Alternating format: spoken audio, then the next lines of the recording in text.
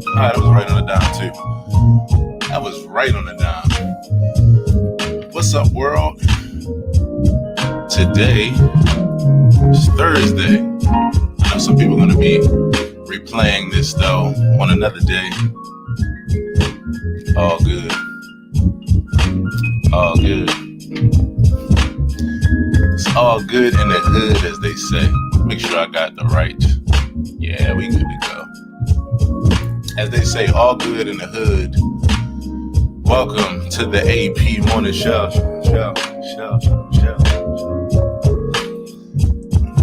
Here, as always, looking forward to the day, to a new way, to be able to express who we are through this thing called life, and laughs, and good affirmations, and music, and all the good shit. Good morning to you. And as always, thanks for coming through.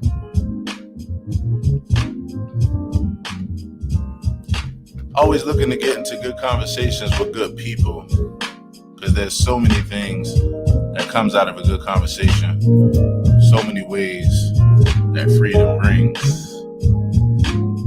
throughout the airwaves. And so this app right here, I could definitely be a spokesman at this point. Promise you. Could definitely be a spokesman. Because this app right here that you see in front of the screen, this is called Clubhouse. And if you've not seen it, where the hell you been? What you doing with your life? I don't know, but I promise you, it would be more productive if you downloaded this app.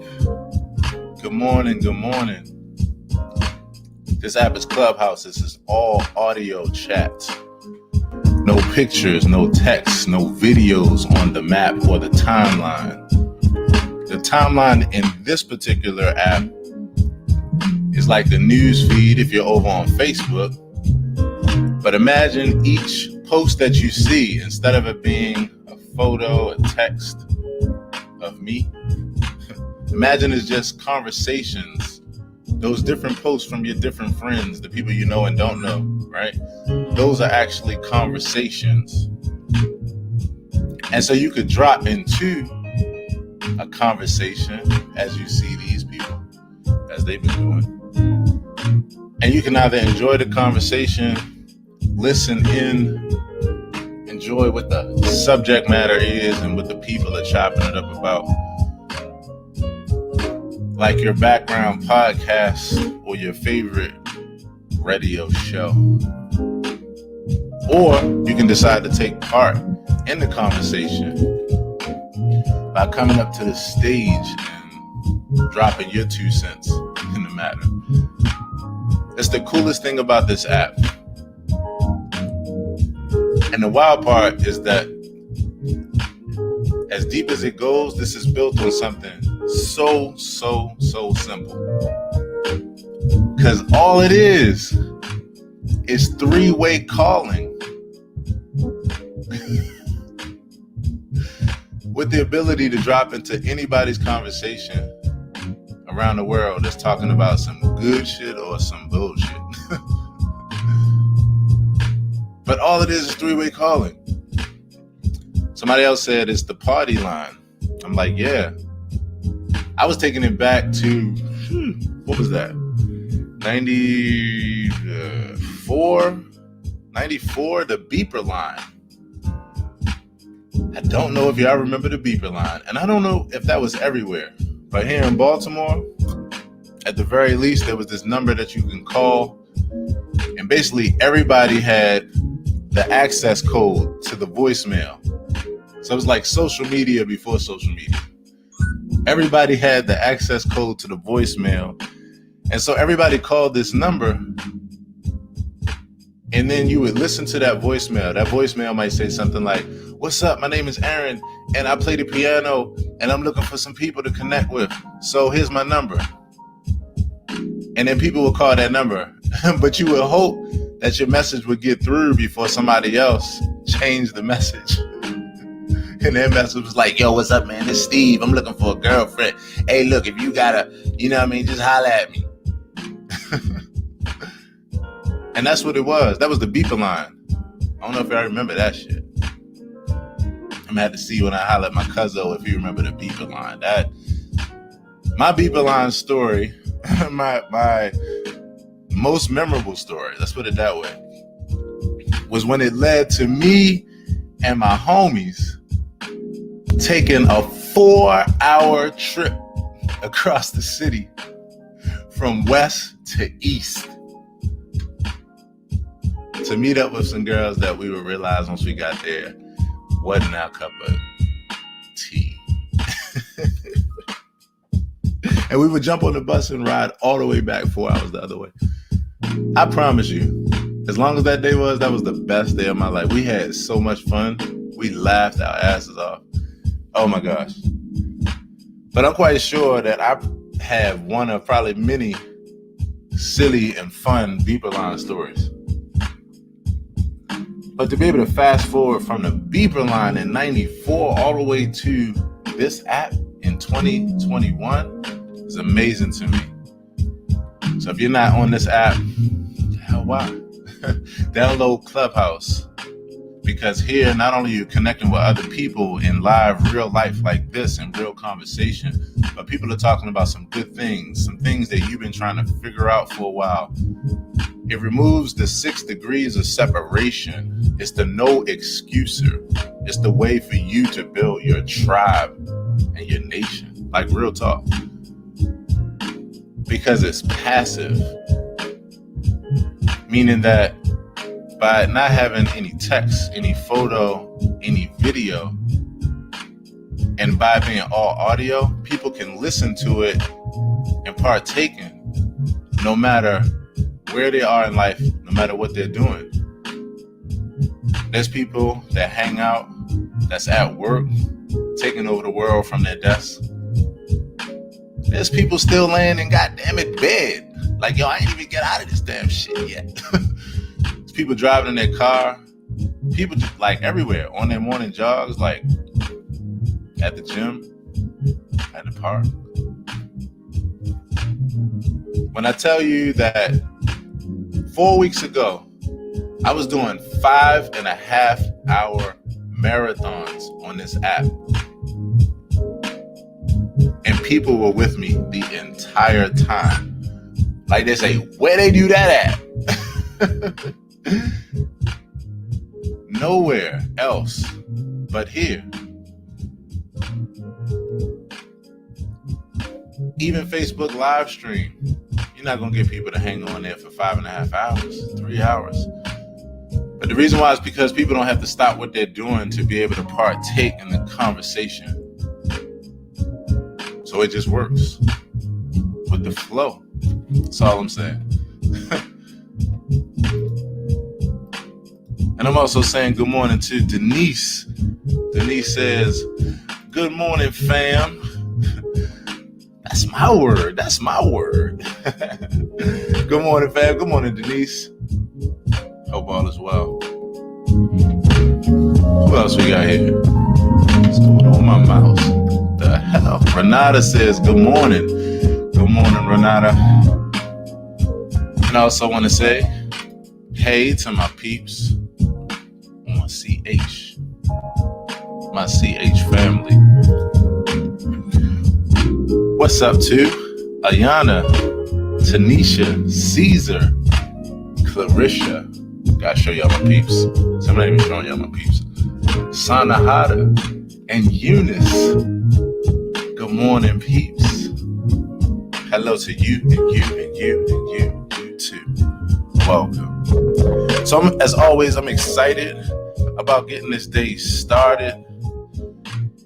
It's always a breath of fresh air. Always a breath of fresh air. And speaking of breaths of fresh air, I'm about to holler at my cuzzo. See what the hell is going on. My cuzzo, Caesar. What's up, cuzzo blood? I said, would it be like, yeah. What it be like? I want to say good morning, salutations, Feliz Navidad to everybody on the FB Live with Aaron right. And the CH family. You got Eunice and right. Amadra, right. And Clarissa, right. And Tanisha, and Ayana, and I want to say hello to Aaron and Lisa. Yeah. Say that up to ourselves. Hey, yo, that whole second line right there rhyme, yo. Samahandra, Clarissa, Tanisha, right. Ayana. That's in vogue, revised. Right. I'm up in the box, son. Yes. Waking and baking. Yo, you waking and baking this morning, son? What? Yo, every morning, son. Every morning. I do everything backwards. I wake up in the morning, wake and bake, and then go to the gym. Right. And then go to the chicken box spot. Right. Straight to it. Yo, I've been on my vibe this morning, man. I've been listening to Prince this morning, yo. Oh shit. Yo, when the last time you listened to Prince Kiss, yo? Let me put it like this. Way too long ago, bro. Way too damn long ago. I need you to pull up on your phone Kiss, right, and fast forward all the way to 3 minutes and 26 seconds. 3 minutes and 26. Okay. Keep going with that. I'm gonna see if I can find that shit on YouTube. Yo, let me tell you something. Yo, this one part of this song, yo, and this is not the first time he say this part on this song. Right. But the last time he said this part, he made sure that if you wasn't listening before, right, you gonna hear it this time, yo. And when I say it's the funniest thing in the world, yo, I want you to play that, yo. All right, hold up. Okay. 323. You could go to 325 for real. 325. Okay. You said Prince. What was the song again? Kiss. Okay, Kiss. All right. Prince, Kiss. Let's get it. 155. Okay. When I say it's the funniest thing in the world, yo. All right, here we go. Yeah. Go ahead. You got it? Yeah, I got it. Hold on. Let me turn down this track. All right, hold up. Flipping back over. Kiss. All right, let's see which version. All right, I'm gonna pick this one because it seemed like we'd get to it with no ads. All right, Kiss. Yo, and it's like in the song, he says, "There's no particular sign. I'm more compatible with." That's the lyrics. Okay. But he say that like 3 times in total in the song. But this last time, right? He like, nah, you must not heard me when I said it the first 2 times. So I'm gonna say it this way. Oh shit! All right. Go ahead and play it. Yeah. All right, here we go. Let's see. 320. All right, here we go. This is at 324.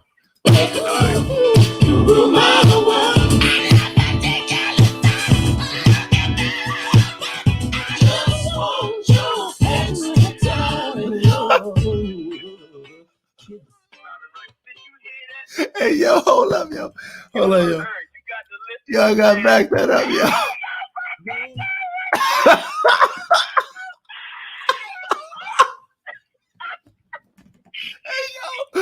Yo, hold on, y'all got to back that shit up, yo. Oh my God, yo. I have never known. Oh, yo, it's too funny.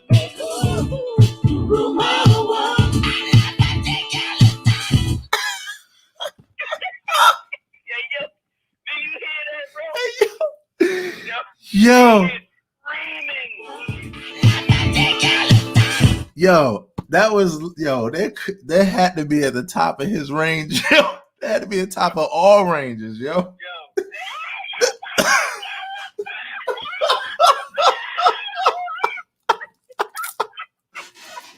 Hey, yo. Oh my God, yo. Yo, there's no note higher than that, yo. Like, that's priceless, priceless. You hear me? Oh my God, yo. Yo, I like, promise. Did you not hear what I said? Did you not hear what I said?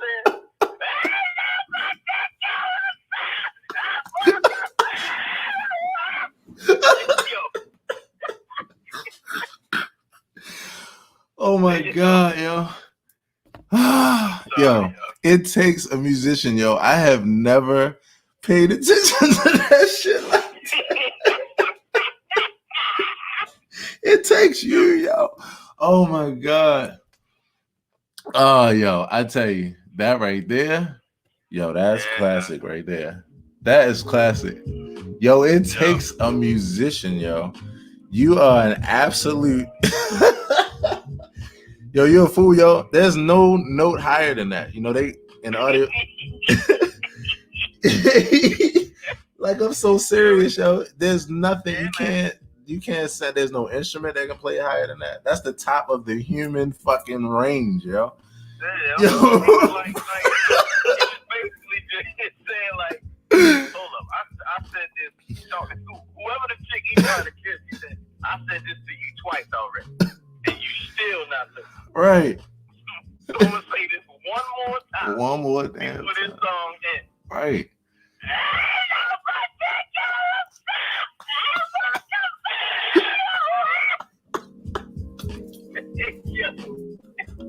Hey, yo, nobody but Prince, yo. Yo, only Prince. Yo. Yo, only Prince, yo, because who else could make a scream that melodic, yo? Exactly. That's Prince. Yo. Boy. Oh man, yo, you got my damn sides hurting, bro. I'm over this. I was just listening to my playlist, you know what I mean, right. Smoking my cigar, drinking my tea and everything, and then it came on, and I said, man, I ain't heard this in a long time, so I'm listening to it, I was like, you know, okay, this is one of his biggest hits, and when it got to 320, yo, I had to rewind it, I was like, it got to 327, and he was just like, yo, he went nuts. He couldn't take that shit no more. Yo, you know the other thing that I think about that to me is hilarious, yo, is like, yo, that couldn't be practiced, yo. Cause could you imagine if he had to rehearse that shit? Yo, he wouldn't have made it. He wouldn't have made it, yo. So it's like if somebody else is covering that song, like is that part a must? Like, hold on. If somebody else cover that song, right? They don't do that. Yeah, the song is done. No, you got to do that. Wow. Look, we can have Clarissa and Tanisha and Ayana do right. that in harmony. Can you imagine them do that in harmony? In harmony? Yo. Yo. Whew. Only Prince, son. Yo. Only. Yo, that's the king right there, yo. I'm telling you, I gotta give it to you. Cause first of all, nobody else would have survived after that level of like exerting energy. And then you know, could nobody else do that, yo? And like it'd be like that. Yo, Prince was just, I think we will forever, yo, be like learning the genius of Prince, yo. Like forever, yo. It's a couple of them like that, like Prince and Stevie. Right. You know, we just be trying to figure it out. They get to figure them out till we die. Like when Prince hit that note, yo. When he hit that note, I know God was like, "Yep, there it is. I've been waiting for it. There it is. Yeah, that's like, yeah, son. What the fuck I'm talking about?" That was a heavenly note right there. That was a heavenly note right there. God was like, "Yes, it's about time." Right. Be like, y'all thought it was only, that's funny. Y'all thought it was only 88 notes on the piano. Right. 89, nigga. 89. Yo, man. Yo. That made my day, yo. I was like, yo, my morning is good. Yo, was there an instrument that Prince did not play? No. Yo, they say he played 44 instruments. Yo, that's stupid. Yo, that is you almost made me spit out all my protein shake, yo. 44? Yo, I had no idea. Yo, god damn. Statistics say he played 44 instruments. Yeah, That means crazy. at least 10 of them he created his damn self. Right. At least. Right. Right. You're just creating instruments. Right. Yeah. He was a genius, bro. Like, I'm sorry, man. He was just that guy, man. Right. Right. Yeah, okay, so check this out. Here's something you're gonna find real funny. So you got Prince, right? And then you got all the people that's been influenced by Prince, right? You got your D'Angelos, you got your Bilals, you know, you got your damn Mono Neons, bruh. Yes. Yeah, he tough. Mono Neon tough. I just don't think he can talk. I don't think he got a tongue, bro, at all. I think Yo was born with no tongue, so he probably got like 8 fingers. I mean, like 12, 13 fingers, yo. He tough, yo. Yo, did you just say this dude was born? Yo, do you know the visual that came to my mind just now of a dude with no I've never seen a light-skinned nigga behave the way he did. Never. Yo. And yo, he is so gifted, yo, on that bass, yo. Ridiculous. You hear me? Ridiculous. What? Absolutely ridiculous. He is. Woo. Here's the crazy part, right? So he's crazy on bass. But yo, this dude now, especially with where he is now, continuing to just mature in his craft, on vocals, bruh. Listen, I sent you this song that's called The Dog. Let's see. The Dog Lick My Tears. Let Me Hear Mavis. Hold on, what's it called? Yo. This song, bro. I said, man, this dude is like reincarnating Prince, bro, through his vibe, through his lyrics. But then it matches like with this real simplistic thing. Like that's the one thing I think about with Prince's music. Like it's so funny, right? And this is not a diss to Prince at all, but it's an observation from being a keyboardist over the years. Like some of Prince songs sound like they was made on like those like toy Casio keyboards that we used to have when we was young. But it'd be like if you could take that and make the best track ever. Right. Like it was so creative. And when I listen to Mono Neon, Mono Neon's music is like that. It's like it's real simple in nature, but it's like it's so to the heart, man. You feel that shit. Yo, Mono Neon is like when you hear him speak. Yeah. It's like hearing Mr. Bean talk for the first time. Right. Right. Like if you know Rowan Atkinson, Mr. Bean, yo. Right. Yo. When you hear him talk, you like, oh my God, he can speak. Right. Yo, when I first heard Rowan Atkinson, Mr. Bean talk, yo, I was in the floor. And it was like he was playing the character of Johnny English in the movie. So he was trying to be like a James Bond, real suave and smooth type dude. Right. And so to go from a guy who don't speak right in his comedy to a guy who does talk and he's trying to be smooth. Right. Yeah, I was in tears. Right. Tears, you hear me? Yo, right. I would love to know what Ayana and Tanisha and Eunice would say. Right. If a man walked up to them and was just like, and just sung that one line Prince did, yo. Right. Just saw him somewhere in the bar, and then the dude just walk up and say,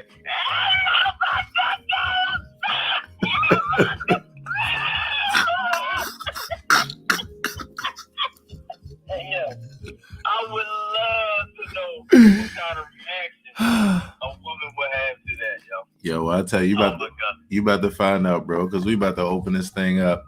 We about to take this from here. We're going to hang out with Ayana for a bit. chop it up with her for the BPS spotlight. And oh my God, from there, we're going to see what they think and what everybody thinks over here on FB and YouTube. Oh my God, bruh. That's some funny shit right there, boy. Yes, it is, bruh. But yo, I'm about to go out here and take out the trash of everybody in my neighborhood. I'm just gonna knock on everybody's door, tell them give me the trash, and dump it in the river. I ain't gonna put it in the trash can. God damn, you just trying to fuck the whole world up. The whole world. All right, cuzzo. Oh my God, yo. I be over this damn thing trying to catch my damn breath, bro. You got that. The crazy part is that shit's gonna be playing. Yo, now if I wake up in the middle of the night, like terrified, because that's yo, I just want you to know I am calling you, bro. I am waking your ass up. Like, yo, you got this shit in my head. Oh, man, yo, it don't even matter. But yo, I'm gonna be gone, but I'm gonna be close because I definitely want to hear what the ladies got to say about it, about that Prince line, yo. But yo, y'all be greasy, stay greasy, be easy. Peace, man. Oh my God, yo. Oh man, good times, peace. That's the funny thing. I have never thought about that shit, but that's my cousin. When I tell you the stuff he hears, the stuff we hear as musicians, oh man, classic moments. Hell yeah. So we about to jump into this BPS spotlight. We have Ayana Parham with us today. Oh man, good peeps. And so we were able to catch up a couple other times here in these Clubhouse streets, aka this room and a few other rooms, because I ain't out there like that. I promise you. I keep my ass in the house. But we hung out, chopped it up about emotional intelligence. So Ayana is a certified emotional intelligence executive coach, CEO of Parham and Associates. And so these and other topics that fall within what it means to stand in accountability is what happens here every day, in every way. I like this profile pic that she has here that says, reminder, damper down emotions. So let's holler at Ayana, chop it up, see how everything is going, and we're going to keep this thing moving. Good morning, Ayana. How you doing this morning? Good morning, Aaron. What's up? Good morning. Oh, my goodness. I'm still trying to get myself together, so. Clearly, you and Caesar, y'all going to chop it up early this morning. Wow. Oh, man. I want to do a quick refresh. Say also what's up to the good brother Ken. What's happening, fam? Good to see you, man. Good to hang out with you. Ayana, it's so good to have you here today. Oh, man. How you feeling this morning? I feel really good. I think slightly tired, just being completely emotionally vulnerable. But that's an emotional intelligence coach for you. Just to be completely emotionally vulnerable. I love that shit. That's how we set it up. I do that shit too. We've been grinding for really the last 6 months, trying to make sure that this master pass launches on time. So nice. Yeah, we've been moving and shaking, and of course, a lot of us are parents. So right. That in itself, like we should just get all paid just to be parents. Like, period. Just period. Why is that not a job? Why is that not top of the career field? It's the most important thing in the world. God damn. Yeah. Pick me double. Right. I'm like, look, just pay us and then send us all to emotional intelligence classes, and then we're all good. I'm okay with that. That's the case 3 times. God damn. Oh my goodness. Yes. We are parents. Absolutely. So yeah, you're saying you're getting it up, you're getting moving. Tell me more about this program you're talking about, because this sounds very interesting.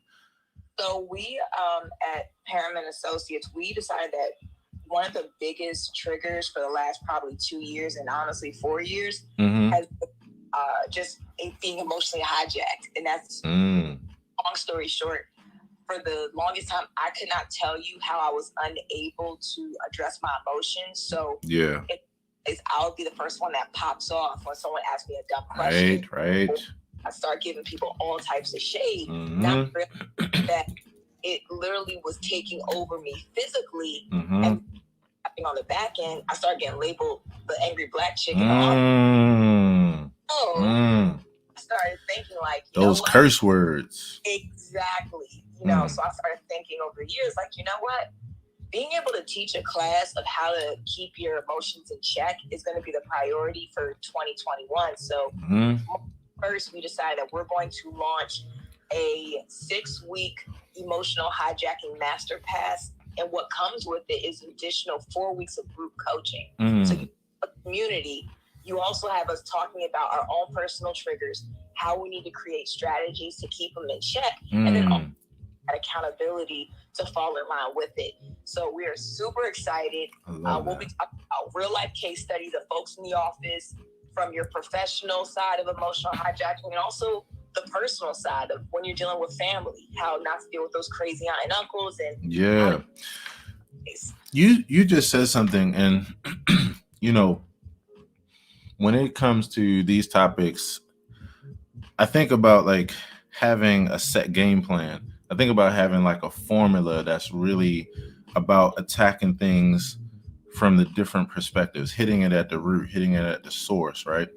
Yeah. And you just went through 3 points that really outlines this program. I want you to give me that again, because that's powerful, what this program stands for. So go ahead. Yeah. So what the breakdown really boils to, this program, we're going to talk about the cause of your triggers. Right. What happens when you are actually triggered in the physical sense, like body scan. Right. Also, how you can maintain it and also prevent it. And we're going to be talking from the dual perspective of how you're emotionally hijacked in the professional sense and then also the personal sense. Yes. Things, they may be different worlds, but yet it's the same thing. It's the same. You know why? Because essentially it's not different worlds when the world is our bodies and these these molecules that I look at as little planets orbiting, right? Yep. It's as above, so below. Like it's us actually. And then everything else outside of us is what receives like the vibe, the energy of where we are. Like, yeah, man, like, whew. I love that. Cause again, what you're talking about is you're taking this seeming duality and pulling it together.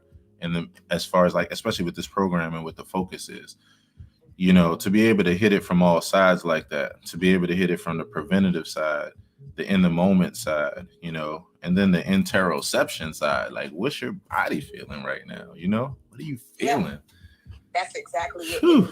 This all came down from just the premise of why we created our firm. And it just so happened, it's not like we necessarily manifested this plan, but our firm became Black and Eastern Asian centric because we were tired of having corporate tell us that we didn't fit their standard for leadership. And I know that was my story. Yes. As middle-aged men mediocrely failed to the top and brought their 10 closest friends. Yeah. And stuff did that was bare minimum. When I needed to, basically shoot my shot, I did everything right. I pretty much followed their entire, playbook. Right. They put me through the ringer. They gave me different tests, assessments, stuff. All the things they'll tell you need to be a quote-unquote leader. And as soon as I got down to the end, they then said, you know what? We've decided that you're not necessarily what we're looking for in leadership, so we're going to pass. And from that, I think that disappointment, that anger, that frustration. I literally used those main emotions, and I built a firm inside of my job. And I was like, you know what? I'm never, ever going to have another person of color, whether it was man, woman, or non-binary, to go through what I went through. And for that, we've been grinding ever since. I said, nope, I want to start building grooves. And for our company, grooves is an acronym for Great Leaders Rising Up. So I was like, Great Leaders Rising Up. Yep, we're going to start turning minions into grooves. So I want to start seeing people in corporate America that look like me, that sound like me, are taking over. So it's no longer looking at a long hallway, a wall of white faces. Right. A bunch of hallways of brown faces in all colors. Let me tell you something. First of all, you just speaking my language. It's literally music to my ears. Yes. You know, I often say, like, I don't wish harm or bad on anyone. I don't wish like any kind of negative oppression, any kind of anything that is like to down or deprecate our fellow human beings, right? Right. But like the one thing that cannot be denied is that out of the adversity comes the Dr. Kings. You know, out of the adversity comes the Malcolms. Out of the adversity comes the Rosas. Out of the adversity comes the Ayanas. Yeah. Yo, what I'm hearing you speak about right now, first of all, I've never heard of someone to create a firm that was around emotional intelligence and driving that shit forward. That's so dope. Oh my gosh, it's so dope.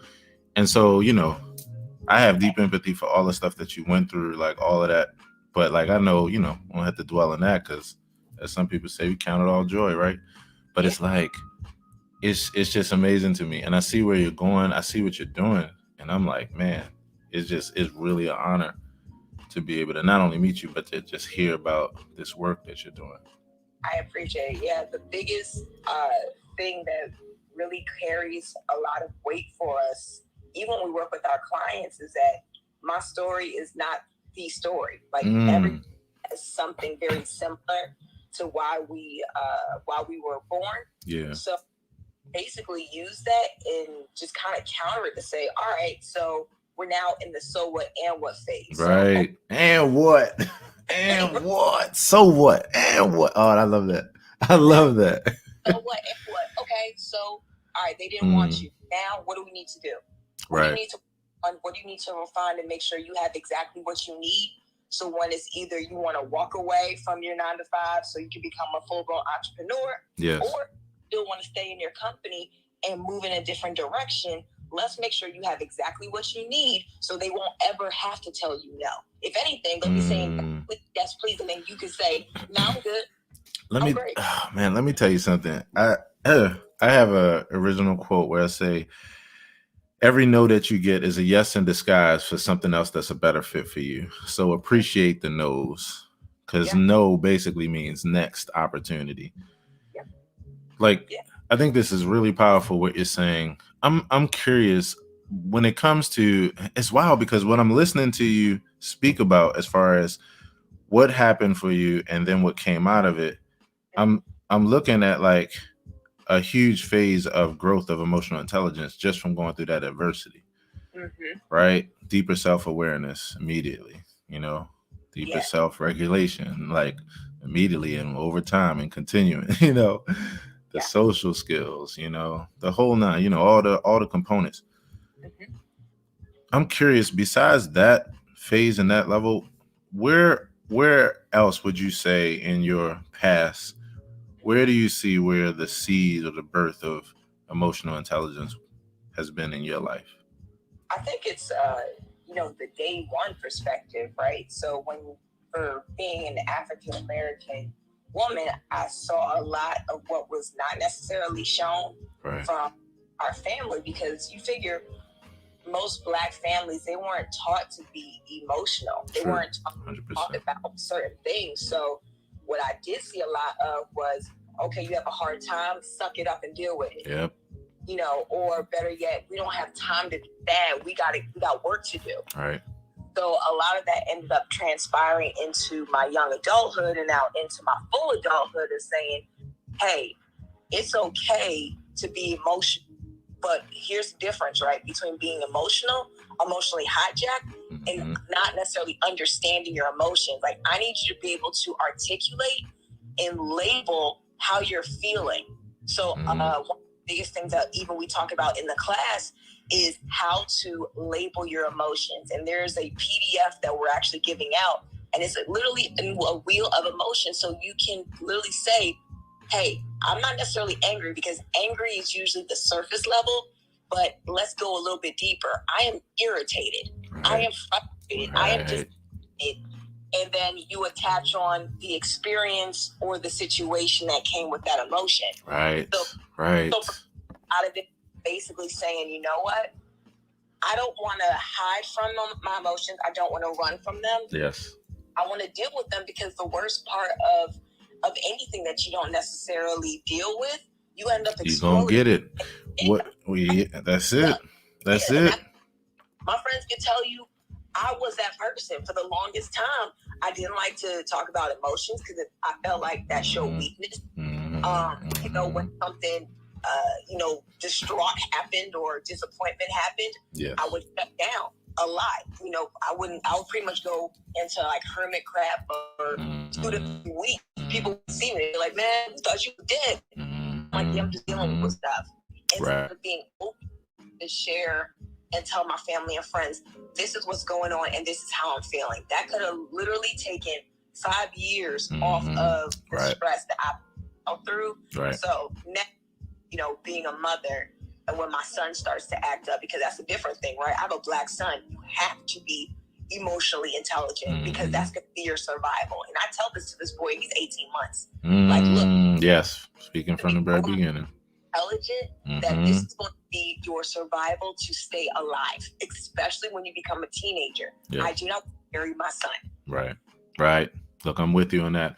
Let me tell you, this is definitely something that I really understand, you know, where it comes from.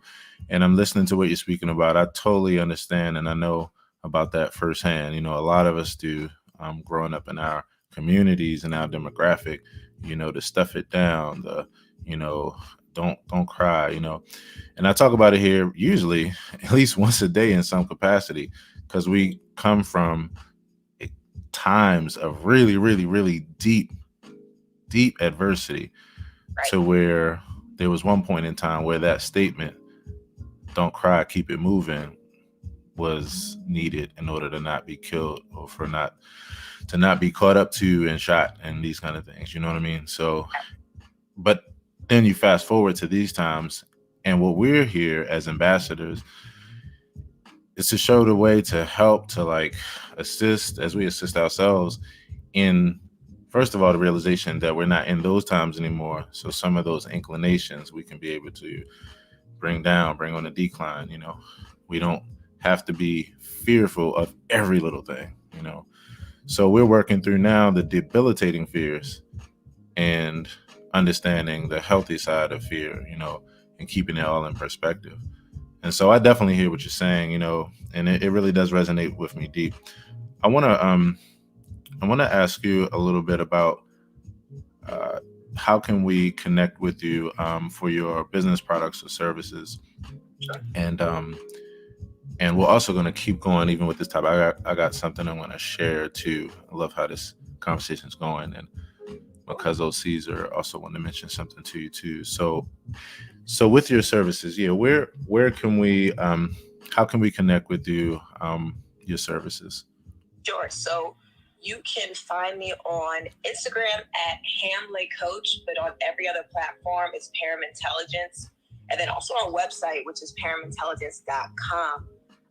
We truly do feel proud about all the stuff that we've been doing in the community, and then also with just our folks. Yes. But also emotional merch. So I know you were talking about the mug earlier.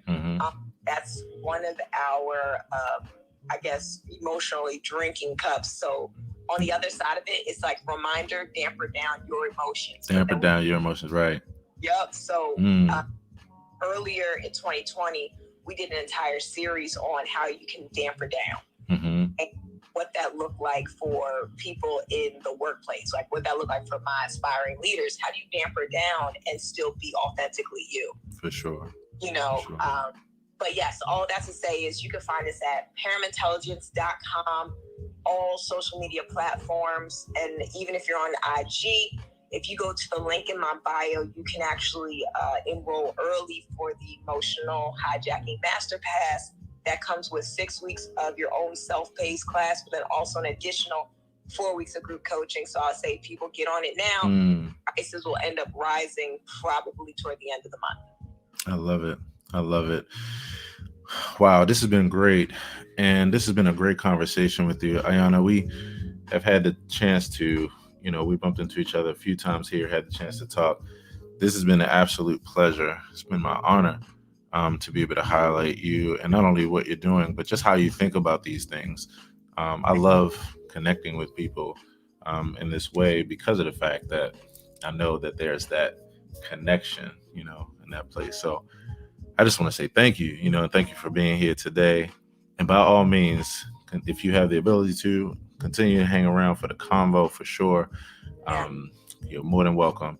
And if you got to go, I just want to wish you an amazing day today and affirm you on a great day on purpose. Yes, Thank yes. you. You're very welcome. Very welcome. Yes, y'all. Man, it's always good times. Good peeps. Always good catching up. Speaking of peeps, I want to say good morning to my cousin Larry Powers, hanging with me over here on the FB, Facebook. What's happening, man? Definitely got to catch up soon. Thanks to everybody else that's hanging out. Tyrone, James, Patricia. Hello. Yes. I said we're going to keep this thing going. Definitely want to be able to share with the peeps. So if you'd like to come up to the stage, by all means, you can raise your hand. Come on up. And if you would like to just kind of continue to hang out, then by all means, you can do that too. Allow this to be your background music. Yes. Yeah. Yes. Caesar. Man, I like that. Like I said, she is an emotional executive coach. Yo, I'ma just say what's up. Cause what's up, baby? Yeah, man. Let me tell you, man. That was so motivational. Right. But I got something for Ayana that I hope that she will add to her practice.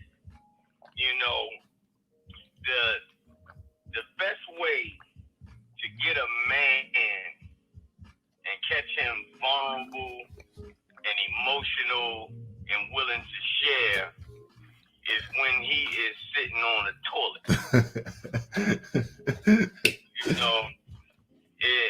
We, as a man, we in deep thought. You know what I'm saying? You can pretty much catch us speaking about anything if you want to interrupt. Right. But she might want to add that into her chat.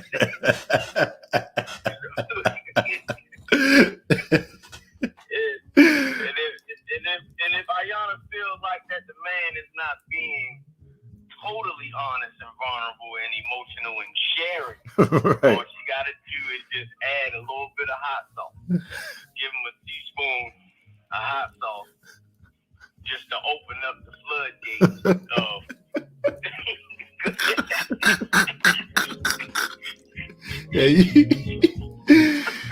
you are a damn fool.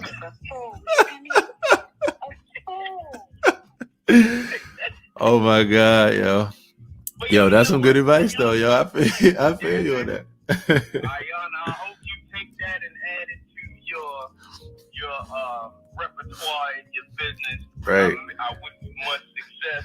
But she also motivated me, man. Yes, she sir. motivated me to. Yes, sir. I think I want to start a new business today. I think yes, sir. ready for the summertime. So I just want to let all y'all know that if you go to any cookouts or barbecues or anything like that, I'm starting my own sunflower seed eating business. Don't put the sunflower seeds in your mouth.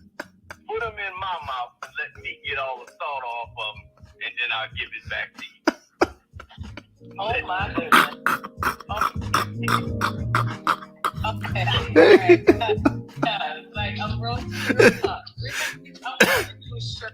Don't ask me when it's coming, but the shirt is going to simply say certified. And they're going to be like, and then when they call you a fool a couple of times, they're going to be like, see, I told you I was certified.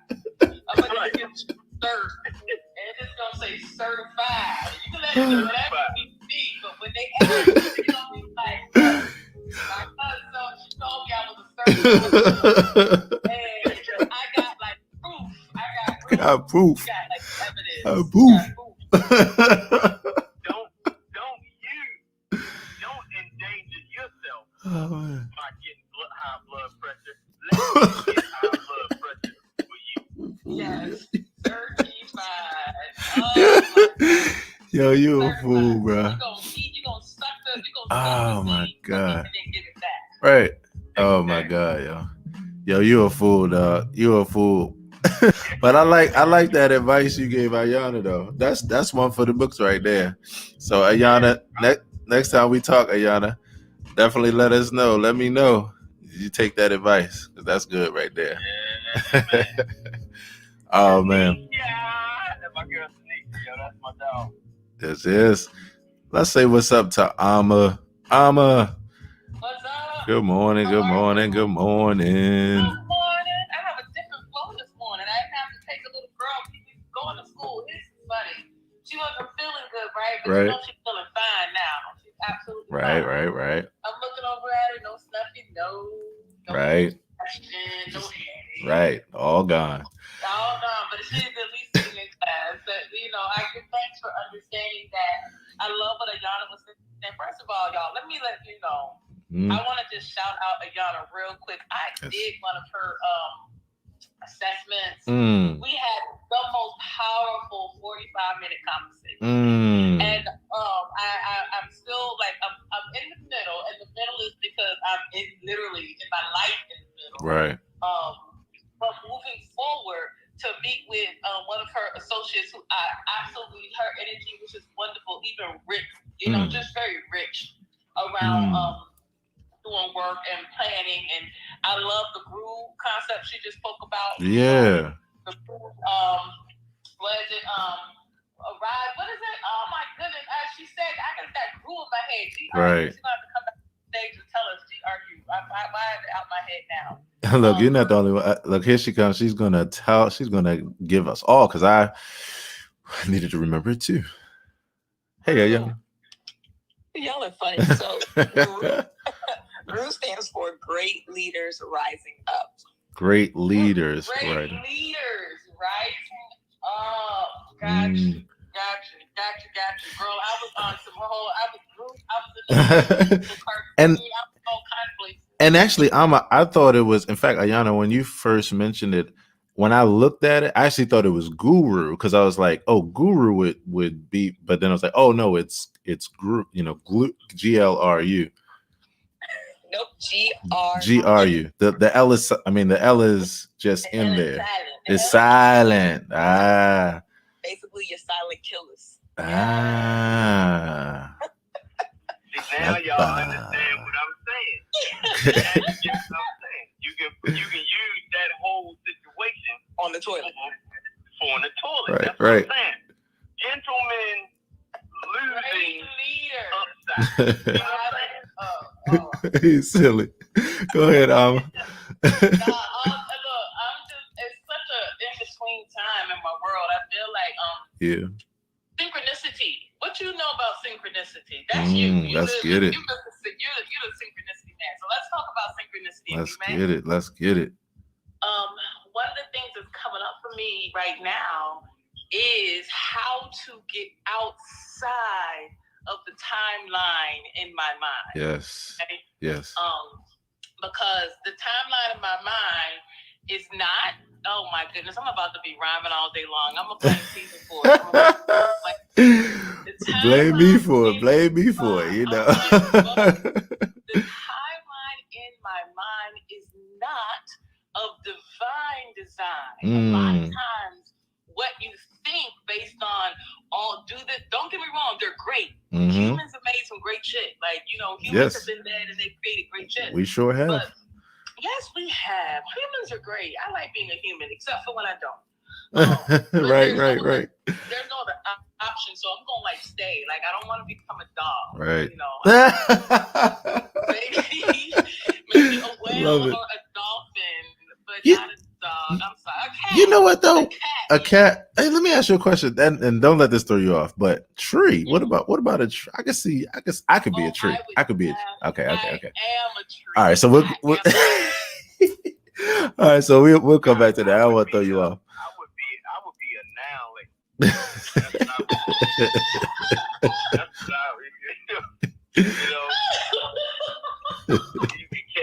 you can either have me now, right, or you can have me later. Yeah. Yo, but let me hold up. I gotta say this right before we jump back on this synchronicity thing.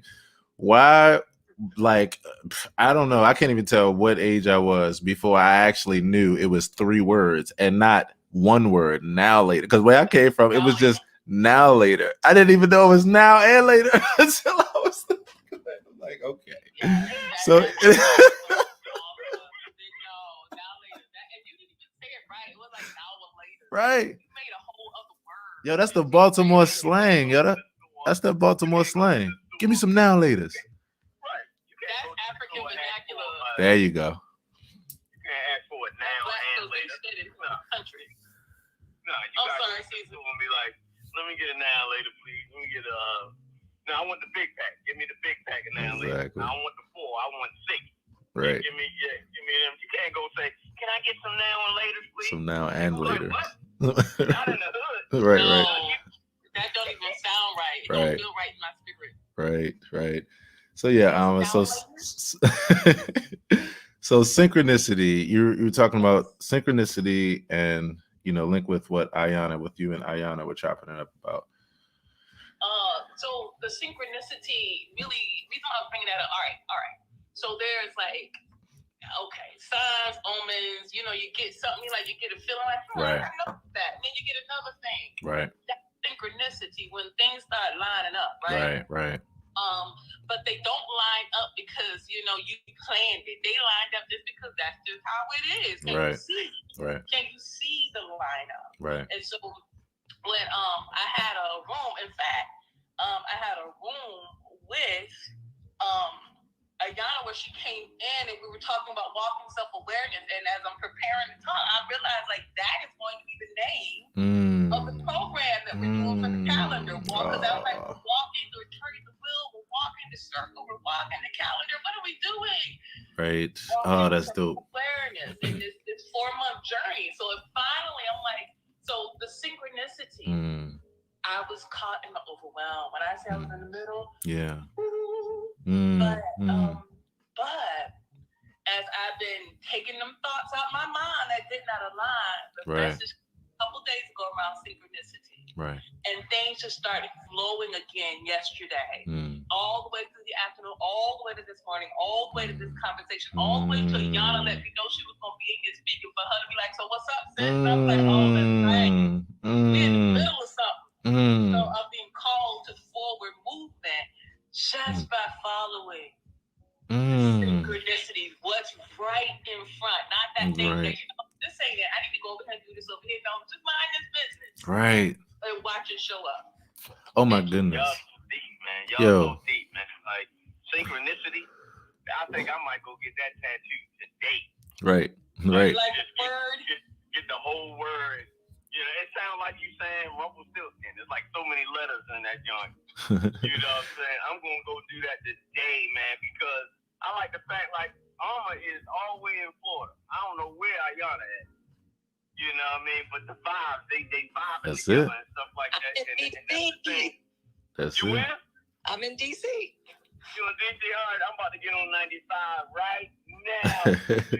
You know what I mean? So I just got Miss Shirley's before you do. Yes, Miss Shirley Bradford. Oh my God. Girl, let me tell you. I'll bring you something from Miss Shirley, and then I'm also bring you a jar of my special seasoning, but we'll talk about that later. Right. The DM is real too. I got it. He ain't just being silly. Right. DM Caesar DM Caesar DM wait, hold on a second, bro. DM Ayana about what you just said. And I actually want to ask Ayana about what Amma was just mentioning. You know, you all met the other day, or you connected, and with what Amma is saying, how does that resonate with you? Because that's powerful right there. I mean, I'm thinking of it's basically flow. We've been talking about flow here every day. Like yesterday was literally like a whole flow day. And so what she's talking about right there is just, it's like the recognizing of that flow and being in the flow, and then being like in it, guiding it, riding the wave and everything. I was just curious because I know that probably brought up some things from you, especially from y'all connection, and then leading to this moment. Absolutely. I think, and I have spoken that our whole main goal is to say, look, you said you want to do something, so I'm going to hold you accountable. Right. And that looks like it's saying, look, as much as people don't necessarily want to be pushed, some people actually need that little extra nick just to say, I see greatness. Right. I see in person. You said you want to do X, Y, and Z. Right. So go and get it, because on the other side, no one else is going to do it but you. Right. But if you have someone in your corner saying, hey, you gonna do this today, or you gonna just which one? Right. You only got options now or right now. You know, I was just about to say that. Right now, that's for sure. You got it. I was literally, that's so funny you said that. I was literally just about to say that. And remember the statement that everybody was laughing about with Birdman, where he was like, "Oh, are we finished or are we done?" And it's like, the same, that reiteration of the same thing. Yeah, I love that, because that's what it winds up being about. Like, it winds up literally being about, okay, at this point, as we're looking at this, the whole deal is that we're not gonna let this be. I like the way Coco puts it. It's like, we're not gonna let this circumstance be our indictment. Like, that's one thing, but we're gonna power through. And it's gonna be done. It's gonna happen, whether you're gonna love this, whether you like it or not. Like, it's gonna happen. Right. But at least if you're gonna make it happen, at least have the proper tools to do it right the first time. Exactly. And not make sloppy mistakes because you rush it. Exactly. I love that. I say that all the time, man. I say that not now, but right now. But right now. And that's what and that's what I love about this. That application, that application, is just so poignant. It's so poignant. So tell me a little bit more about where you all connected the other day, Ayana and Amma, where you connected and what the conversation was about. So I offer a free 5-minute consulting session for people who just want to try out our services. Right. And that kind of just jump started Amma to say, hey, she wants to do X, Y, and Z. And we were like, all right, we're going to map out a plan. We just need you to get ready to do it. Right. So from her vision and saying, all right, let's create a strategy so we can walk this out in time, but also take our time so we're not overstepping boundaries, but then we also don't want her to feel as if she is overwhelmed because she has so many phenomenal ideas and she's one person. Right, so exactly. I can clone her 4 times, but amazing woman, amazing woman with so many things. It's like, let's slow down. Let's break this apart. Let's one at a time. Yes. Does become the passable income that she wants. Yes. That's really why we're here. And as I told her and anyone else, I'm like, I'm not one of those cheap folks that's on IG like, hey, I'm your coach and you're going to come and see me. I don't brother. I want you to do the work and then you say, I'm done with you. Be like, okay, cool. Break up with me. Right. I love it. Able to find what you need, get what you need. And then if you need to come get like fine tuned, like a checkup, that's cool. That's cool. Where did you all meet? Did you all meet in this room before that, or was it I might have missed that, but where was connection was here. Got it. It started here, and then I did a room, Right. Hopped in there. It was really good. And we were talking in the inbox because there was some things, when the things are going on in the room, you got to talk on the back screen. Right. Oh, man. Back screen. And from there, it was a wonderful conversation in the end. It Right. was really good. That's what I'm excited about. Yeah, and then from there, I was like, let me just talk with you. And part of what I love is Ayana's grasp on emotional intelligence and the fact that she's so neutral for me, right?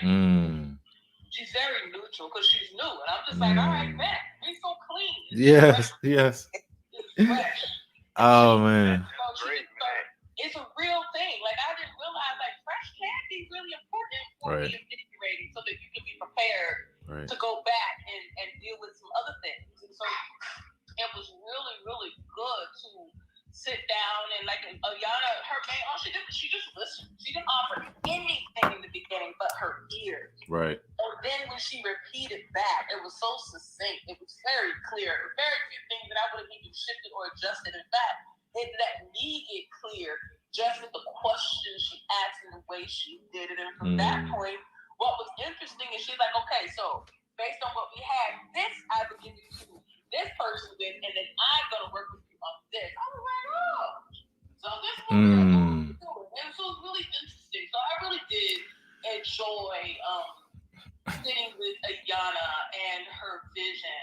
And I love the fact that she don't want to have me forever. She don't, that's a good coach. Let me tell you. So I'm celebrating so much. And the reason why I ask these questions is because, again, like when I set out to do something, my number one quote is serendipity plus intention equals life. And it's what we've been talking about here. It's even where you started with the very first thing that you said when you were talking about the mind and time and moving forward through that. It's like, it's this intentions that we're setting and the intentions that have been set before us. The serendipity of this person's intentions or these intentions or this cause over here and this effect, and it all happening in this like ongoing moving like organism. It's just an organism moving. When you realize that, and then you realize your place in it, and you realize like the power that you have as a being, as a creator, to set forth intentions or to set forth actions and watch them play out and use that same evidence to prove to yourself all over again that principle is the shit, is real, is legit. And then to do it again and again and again and to be in that flow. So I already knew that on December 15th, when I kicked into my flow with this, I already knew what my intention was for myself first and then for others. And I just continue to enjoy and be grateful and relish in the moments where the connections are made, where people are able to connect in deep and strong ways, and where like meets like and tribe meets tribe. So I'm alive, as y'all see. I'm happy as hell. And you know why. And Ayana, you know why too, with what we've been talking about. Like, this is amazing. Like, this is great. This is so good. And what you just explained, Ama, was what I was going to ask you in the end, which was, with that, and the past and then the present and then the future, I'm seeing where this is going with this and with all other pieces, together. And I'm super elated and excited.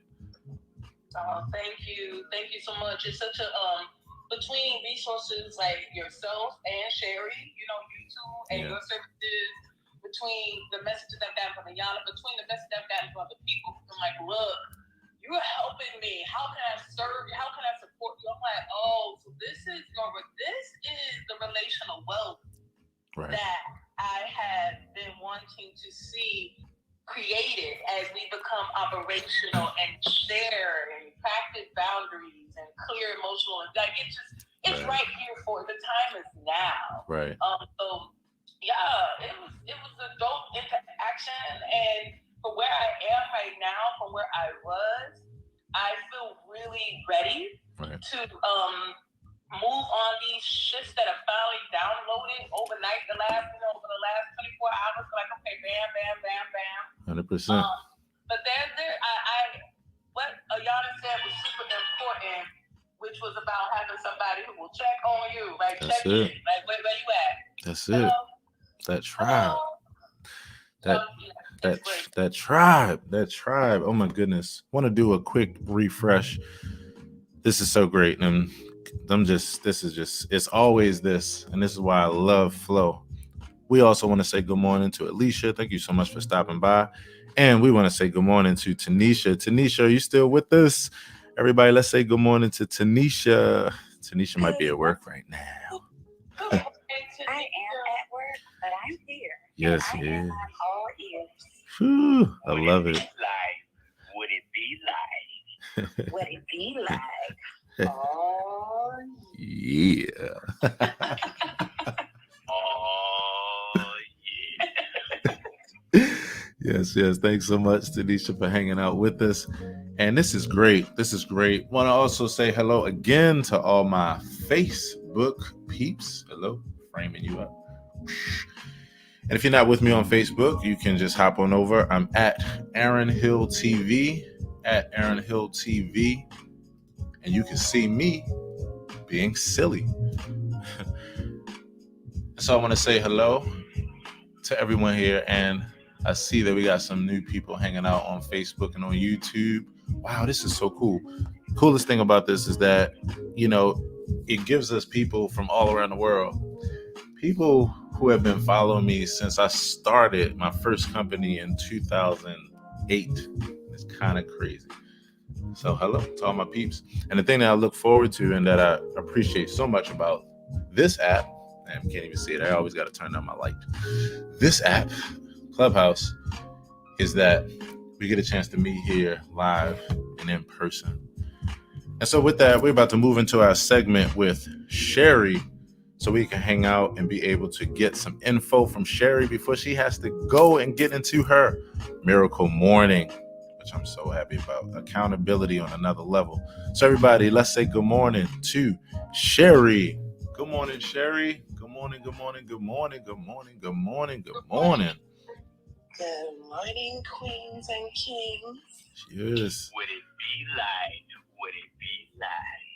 What's happening? Good morning, darling. What's Good happening? morning, Tanisha, What's happening? Ayana. I was listening in. Yes. Exciting, great information. I'll have to go back and watch the whole thing on Facebook. I'm gonna tell you. So, yeah, I saw it like the time that you popped in, and yes, because right before that, yeah, you're gonna love the whole thing. Real talk. It went in, and definitely on this tip, dealing with, of course, emotional intelligence as always, but synchronicity, self-awareness, etc. So, yeah. And it sounds like you're making some great strides. So congratulations. Thank you. I think I'm gonna today I'm gonna treat myself to a pack of now later. Yeah. Wait a minute. After a watermelon, or you gotta get the sorted thing. Hold up. Hey, Alma, don't do me like that, Alma. Don't do me like that. You know what I mean? I'm on a mission. Because Ern has set up this vibe. This vibe is traveling all around the country, down to deep, Florida, this, that, and the other. And now Ayana got me thinking I got a new business. Y'all ever realize and wonder why toilet paper is white? There you go. I mean, think about it. I mean, why hasn't nobody came out with colored toilet paper? Oh I mean, messing up the white toilet paper is like looking at dirty snow. It's terrible, man. Yeah. I can't even believe. Right. There's a black company that has toilet paper, but it is like a dusty brown. It's supposed to be all natural. So there we go. Somebody that has one. Learn something new every day. It's all good. I think Ern is the great. He like Flavor Flav. He's like the greatest talk show hype man in the world. Whenever y'all say something that he really like, he be like, That's it, boy. Yeah. Called validation. Called validation 101.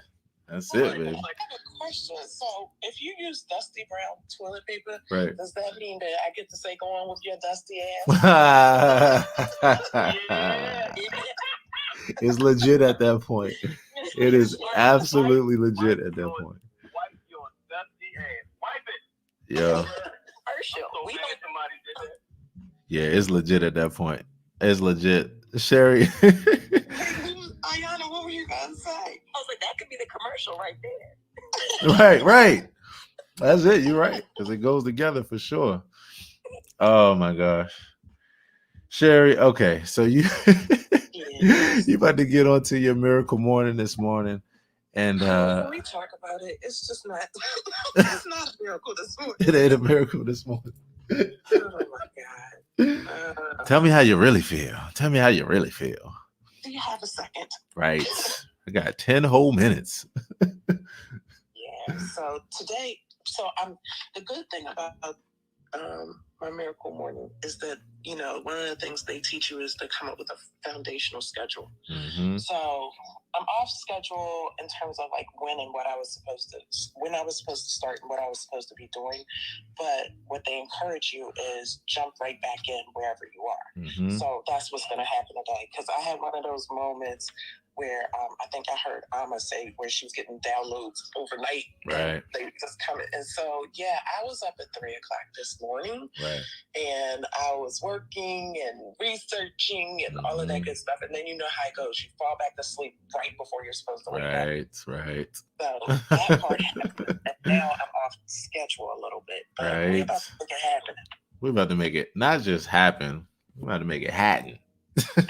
How you gonna spell that when you put it on your shirt? How you gonna spell it? What's happening? How you gonna spell it? I think it's gonna have to be HATTIN apostrophe. There we go. Loving it. So look, it's one of those mornings, but it's cool because you get the opportunity every next moment to make a new moment out of it, right? So make it do what it do.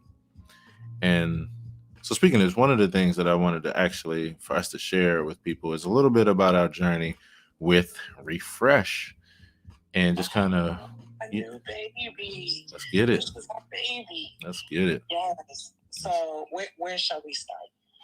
Wherever you would like. Oh, of course you left it up to me. I mean, I can take the lead, I just figure, see if you got something on your mind. See what's happening on your mind. Okay, so what's happening? I just told you I just woke up. That is true. Okay. So what Refresh is the baby that we have birthed. It is a reiteration of my company, and Aaron and I have really done great work together with helping people around their branding and marketing situations. And so what we've done is combined our work together and made it a subdivision of my marketing company. It's a subdivision that specifically works with people to create their brands and refresh their brand, their marketing, and revamp and get them on the way. For sure. Did I lose you, Sherry? No, I'm here. Okay. So revamp, revive, refresh is the slogan, is the deal. And so the whole idea is revamping your marketing and branding strategy, reviving the life and the vision of what you have for your brand, product, or service, a business product or service. And really even stretching beyond that. Because honestly, when I first started creative content strategy and really realizing that that's where I was, that's what I was doing, that's who I was. In a nutshell, I was like, you know what? I want this to help people from the top business owners to grandmothers who just want to pass on their recipes, to their generation. And I don't even mean to say just, because, I see all these things as deep legacy. Yeah. So with that, the goal is to revamp, refresh, and revive. Revamp, revive, and refresh what you have. And this is something that we've been doing combined for about 40 years of experience. you know, this whole landscape of social media and digital marketing is still relatively new on our timeline as far as humanity. You know, we For spent sure. so much time in different kind of industries and different kind of flow, you know. So yeah, that's what we're here to Yeah. So do. the beauty of what happens is that you bring the um, artistic entertainment side to it, as Right. well as the entertainment business, Business, right. and then I bring the corporate side to it.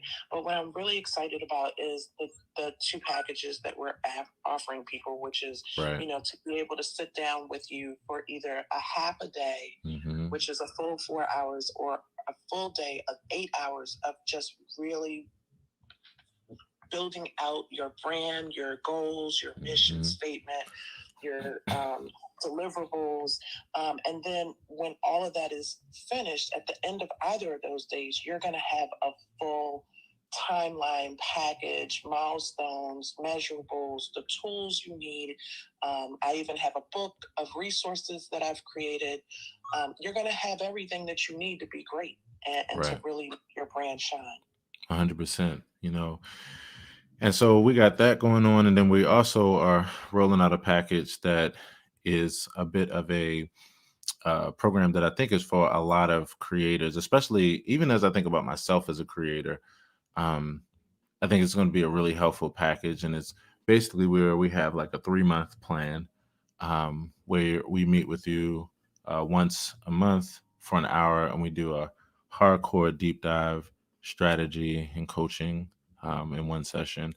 And yeah, and then we have basically a 3 month objective. You know, we come up with that together, you and what you want to do, and you know where we see things as well, and then we push toward that goal. So we're really excited because we've already started to have clients and people that we're working with that are, I mean, it's really making a big difference.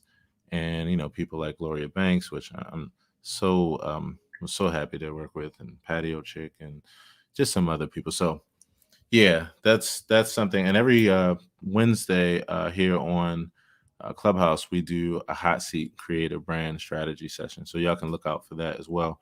And that's where we do power sessions with you in order to really get down deep dive in a short time and just help you out with anything that you need to be helped out with as far as your brand strategy.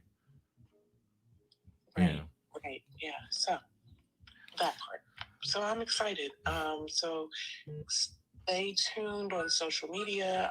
We will be making the announcement. You all have heard it first. We haven't even announced it publicly. But it's like the logo, the website, everything is being done right now. The funnels, the time, like everything. It's going to have a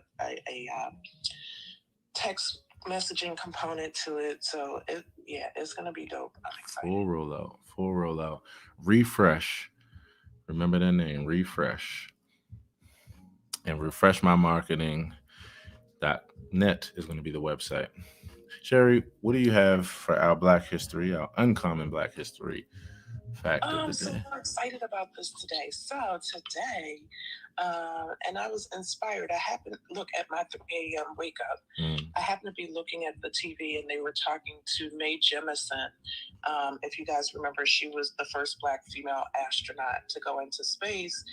And so she was talking about other women that are in the program, and she mentioned, and I didn't realize this, that there are over 30 some Black females, I think she said 31, that are in the space program right now. And so today, oh, wow.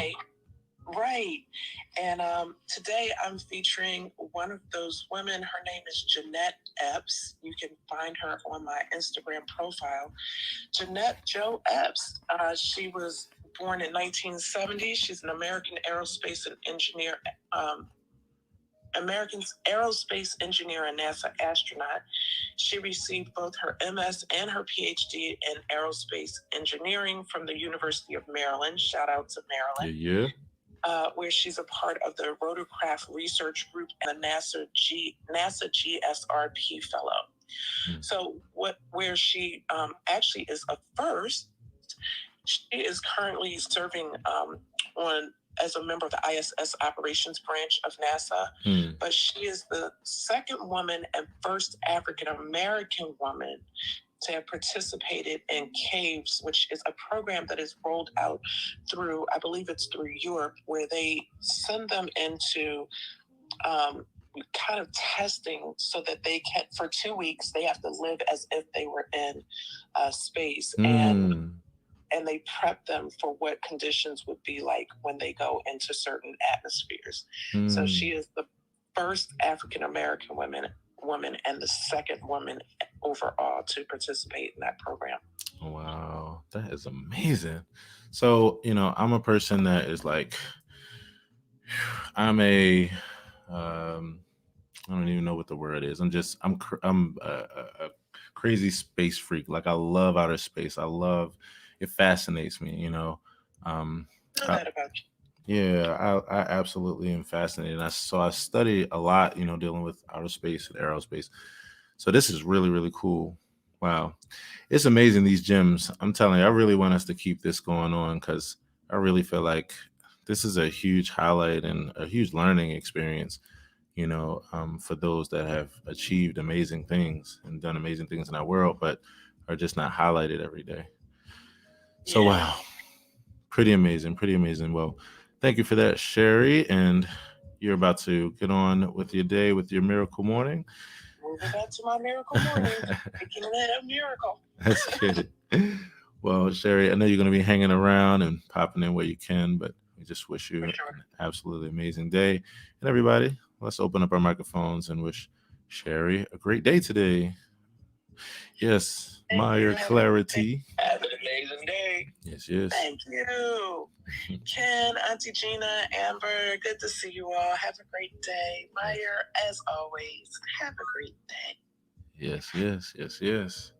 All right, deuces. Brother Ken's coming to the stage. Want to say, what's going on, Ken? Hey, Ken.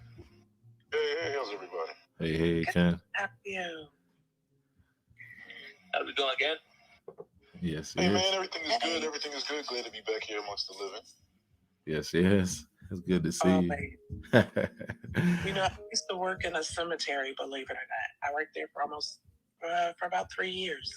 And we used to have a saying that every day above ground was a good day. Oh, that's dope. That's absolutely the truth. Right. Want to say good morning to the good brother, Meyer. What's happening, Meyer? How's it going, family? I'm just hanging out. I'm trying to get 2-on-1 piano practice and some accountability going this morning. Let's get it. Yeah, I'm just vibing out. I got my CBD finally, so I'm nice. Taking that again, and I'm feeling even keel, which is nice. Yeah, I was gonna ask you. So CBD, I had I can't even remember what the name of it was, but I think I took like a 30-day. I think I had like a 30-day drops or something like that. Yeah, it's usually like the bottle size.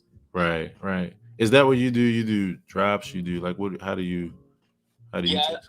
I just like put them under my tongue. It's like 1 milliliter, I guess, and I think that's like 13 milliliter CBD. Right. And I just do that like every morning with some water, and I'm also taking like vitamin D. I'm taking sertraline. I'm taking fucking milk thistle. Taking magnesium. All kinds of. I just bought some CBD drops actually last week, and I am finding them. I'm enjoying what they're doing for me. So yeah, I just got the tincture full spectrum. Yeah, that's what you want, full spectrum. That's what everyone tells me when I'm like, I got a full spectrum. They're like, that's what you want, full spectrum. Like you're cheating if you get the broad spectrum. Yeah, I don't know what the difference is fully. I'm just echoing what people told me. Right. Misinformation. But I fully agree with you. Like, yeah, it's night and day. Because honestly, like, it had been like near a month that I hadn't taken it, essentially. And right. I was tanking. I was antisocial. I was feeling meeker by the day. And yeah, it's a whole other thing. Right. Just calm in a bottle. That's what I was about to say. Yeah, that calm. So now, I've had like just a brief like introduction to CBD, like just learning some of the basics. But the immediate thing that I did notice that I didn't need a education on, all I had to do was look around me, was that everybody and their mama was jumping on that CBD wagon, and you would just see it everywhere. And I'm like, okay, all right, I can already tell that it's probably 90% bullshit out here, 10% real shit.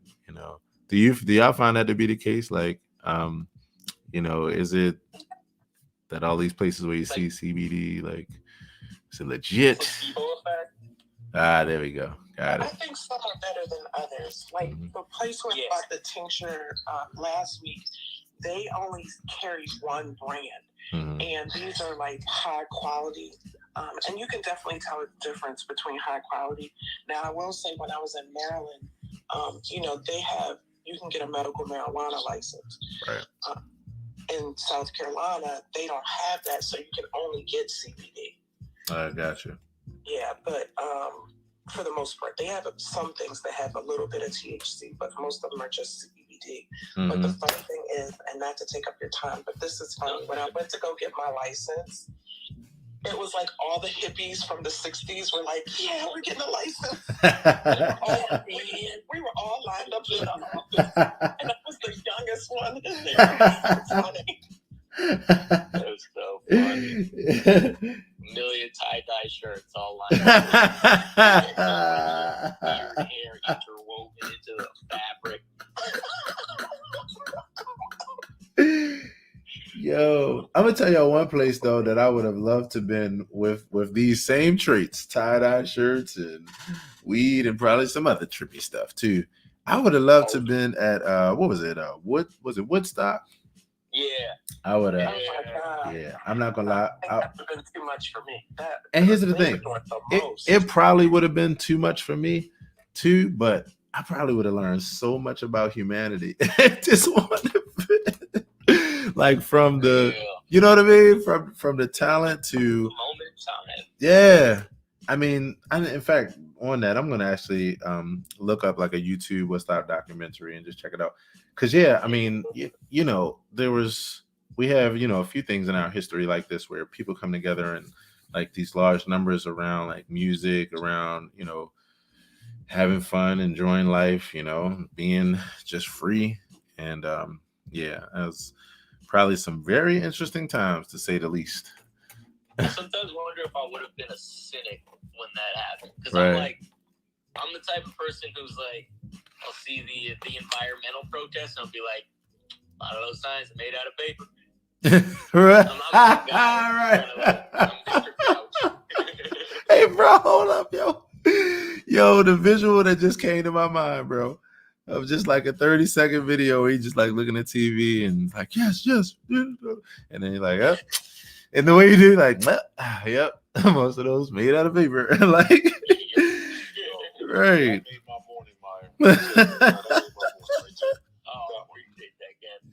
Yo, we were here. A hilarious moment. It happened here out of the a million that happen every morning. But yesterday, Coco, it was funny as hell. She was talking about how as vegans, she was like, yeah, but you all. I forgot how she put it, but she was basically like, yeah, so you all are hurting a leaf too. She's like, leaf lives matter. Leaf lives. She's like, one of these things is not like the other. I was like, oh my gosh. It's always those moments of yeah, and just the like funny hypocrisy when you just look at certain things, and it's like, we get it, but if we really want to talk about this, I mean, we can go deep. We can go deep, we can go deep if you want to. You know what? Yeah, every subject can go deep. Did you ever watch In Living Color, Maya? No, I didn't really even have TV coming up. I actually had like a couple VHSs I watched, and they're all The Simpsons. Oh shit, that's the Simpsons. Now that's another place you learn a lot from, The Simpsons. Yeah, seasons like 2 and 3. Right, you learn up. Fish and shit. Right. Yeah. So I asked that because there was this woman on Living Color, and it used to trip me out. Again, it made me think of what you just said when you like looking at the signs, like, yeah, but 90% of those are made of paper. Anyway, argument over. There used to be this woman on there that would tell all the real shit, all the truth, all the gossip, would be like, yeah, but you didn't hear that from me, though, huh? You didn't hear that from me. Miss Benita Cottrell. Yeah, Miss Benita. I get the character Right. like, no bullshit, but also talks a lot of shit. Yeah. Exactly. Always leaning out the window, but not paying attention. Not paying attention. Hey, wasn't that the one that said, "Don't say nothing about Miss Jenkins"? Yes. And then she'd be the first to talk about her ass. Yeah. Yo, I tell you, man. I tell you. We had some good times. But yeah, Mari, so, you know, CBD, man, you got piano. What you practicing on piano today, bro? I got I do the same routine every day. Okay. Pretty much, where it's like 5-minute dexterity exercises. Nice. Like 25 minutes, and then the last 10 minutes I'll do 2 different scales. So I'll do like the major and the minor, whatever I'm on. So this week I'm on B major. You said B major? G major. G major. Nice. This is an easy one. But yeah, I'm just going up incrementally or chromatically. Right. Just going through them. And the days I do practice. Right. Tell me a bit more about piano for you, you know, in your life and in your, you know, your relationship with it, your history with it. Did you take piano lessons? Did you kind of, you know, YouTube it, you know, learn some things like? What? Yeah, it was like a long trajectory. But essentially, when I started making beats at around like 13, I was like, okay, I'm going to need to learn piano because I can't just sample. I can't just do this. So I asked my mom to find me a teacher, and they found me this old like jazz Montreal legend, this guy Ernie Nelson. Okay. And I studied under him briefly for like about 6 to 7 weeks, and then unfortunately he passed away because he was at that age. And so we had this huge kind of like memorial concert, and at that concert, one of his students pretty much offered to teach me. So I worked under him for a couple of years until I was like 17. Yeah. And he taught me a lot about just like, tell me about the theory, but more so that I could compose with it. Right. Kind of thing. Right. And that was like my main goal, was like, I'm learning so that these beats can become more intricate. I don't want to learn how to play other people's songs. I don't have patience for other people's songs. Right. Teach me how to create stuff. So that's bro, like, that's crazy. So that's my weird thing. Yeah. Did it have I know I've probably in some way like shared a bit of my story, but did I tell you my story as far as, you know, where things started for me to how they got where I am now? You mentioned that you did find this loophole for a bursary that got you into sound school. Right. I remember that one, and then the pot kind of fuzzes over the rest. Okay. So. That's how you know some good green. Yeah. You'll be totally present in the moment and forget all the past. It's weird. It's like but then you, like yeah. look up shit on your computer. It's like all of a sudden you can find files that weren't there. Right. That's how it is. It unlocks a whole portal. But so here's my piano story, and this is why I asked you this, because I'm listening to you and I'm like, whoa, this is crazy, because man, you and I really are brothers from another mother. Yo, my story was pretty much where I started rapping at 13 when you started making beats at 13, right? Word.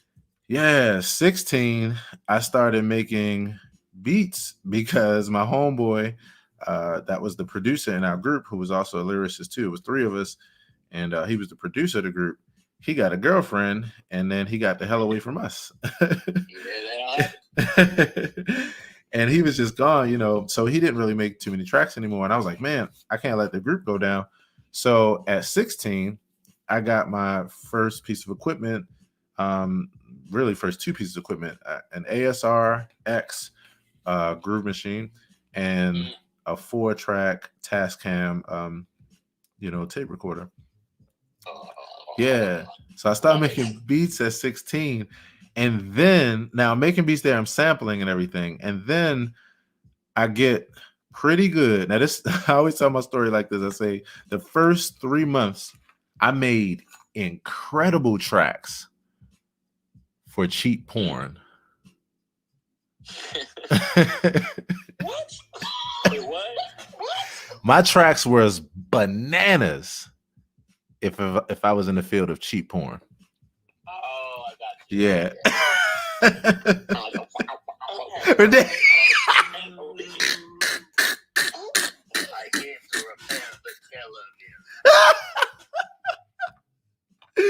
Yo, the music of porn. That's gonna be a topic of another day. The music of porn. I promise you. You heard it here first on the AP Morning Show. So 3 months after being a really good producer for cheap porn, not that I did any, but I could have. Then my music started sounding good enough to actually rap to and actually do some, of our tunes to. Now at that point, I'm getting really good at this, like to the point where there are producers from New York and everything, people that are really like, wow, this kid is cool. And I start realizing, wow, I actually have musical talent. I did it because we needed a producer, and then I uncovered the talent, right? So that's how it goes. Yeah. So then what happens at 17? At 16, this is when I'm starting to produce. By the time 17 hits and I'm getting these accolades, I say to myself, if I could be this good without knowing anything about theory or knowing how to play the piano, what would happen if I go ahead and do that? Because all I really want to do, I don't want to play anybody else's music. all I really want to do is just take my hip hop tracks to the next level. All I want to do is have the ability, as far as theory and some knowledge of chords and scales and notes, to add bridges or add other sections to this thing. Because here's what I did, Maya. At 16, the way that I made my music before I got to the piano, which was around 17, when I started teaching myself how to read music, the way that I would do it is that I didn't have a record player. My homeboy did, and so I was used to him sampling from there, but I didn't have a record player. So what I did was, our family had digital cable, so I took my 4-track machine, I hooked it up to the digital cable, and every day I would take a Maxell 60-minute tape, and I would, before I go to school, I would hit record on it, throw my book bag on, and leave. And I would put it on one of the digital music channels, one of the genres. Right. Smart. So one day I would come home and I would have 60 minutes of opera, another day 60 minutes of classical, another day 60 minutes of jazz, another day 60 minutes of funk. And I would take that tape, and that's where I would get and chop up my samples and everything from listening to that. I didn't realize it, but I was taking my ear through ear training and exposing myself to all styles of music and all aspects of music. And then and then that's when it got to the point where I was like, if I can do this well without knowing anything about music, what would happen if I got an education? The piano was the closest instrument to me because the ASR 10, I was used to being around a keyboard. And so I decided to go in that direction. I grabbed an adult piano course that my father had here at the house, and I started teaching myself how to read music. And then after that, that would lead me from being in church, and just being in church just because that was my family did regularly, from being there and being someone who was like, at one point they were trying to push me to be like a minister or like a deacon, but that wasn't really for me. Right. You get pushed in a direction early that you don't want. I was almost a life salesman. Right. So that, I'm like, well, I don't want to do this, but I'll go over, I like the music, and I sit in the music section. And I went there, it opened up my eyes. And then from there, that's when I had a mentor who taught me piano. But my whole goal, Myra, was just to learn in order to make my hip hop tracks better. And it just so happened that because of being in church and being into like finding, I would listen to the music, and I would start to hear like some of the bass lines that I heard in hip hop. I would hear some of the rhythms. I would hear some of the things, the correlations, right? So it opened up my ears and made me interested in harmony and things with melody. It opened up my appreciation. And then that would, from there, with my mentor, he would prepare me so that at 21, I would be able to be full time as a church musician, like as a pianist and an organist. And that's how I got my start, bro. And literally from there, because of the fact that I had a 9 to 5 that was 40 hours a week, but I was able to leave this 9 to 5 and make $100 more a week, just being not just being, but being an organist and a pianist for a church. And that job only required 10 hours of my time to make $100 more than what I was making in my 9 to 5. So of course it was no brainer, right? And it was the dream of a lifetime. I get the chance to take something that started off as a hobby at 13 and go full time as a career with it. So of course I took it, but then from there, I was like, you know what? Now that I have 30 hours to spare, I'm gonna take those 30 hours and I'm gonna study music for 30 hours a week. And then, yeah, and that's when I started studying all the genres. I started studying different instruments and, practicing different instruments. And that's my story, man. That's my journey to piano, bro, and to music. Man, it's crazy. We have so many similarities in like the life journey. I do envy your discipline because around like 16, 17 is when I got cute and then I got distracted. Yeah, right. Right. So that's why I'm 28. Right. Kind of doing like, 232 days of piano. I love it. Where I left off. Right. And I've been using piano as a tool all this time for production, so I can play and create, but it's just like dexterity-wise, I really need to step it up. For sure, I get it, bro. The thing, and I appreciate what you said, because I'm gonna be honest with you. Don't you like when people say that as if they haven't been honest with you all the time? Like, so I'm gonna be honest with you now, right? From this point on, man, to tell you the truth, man.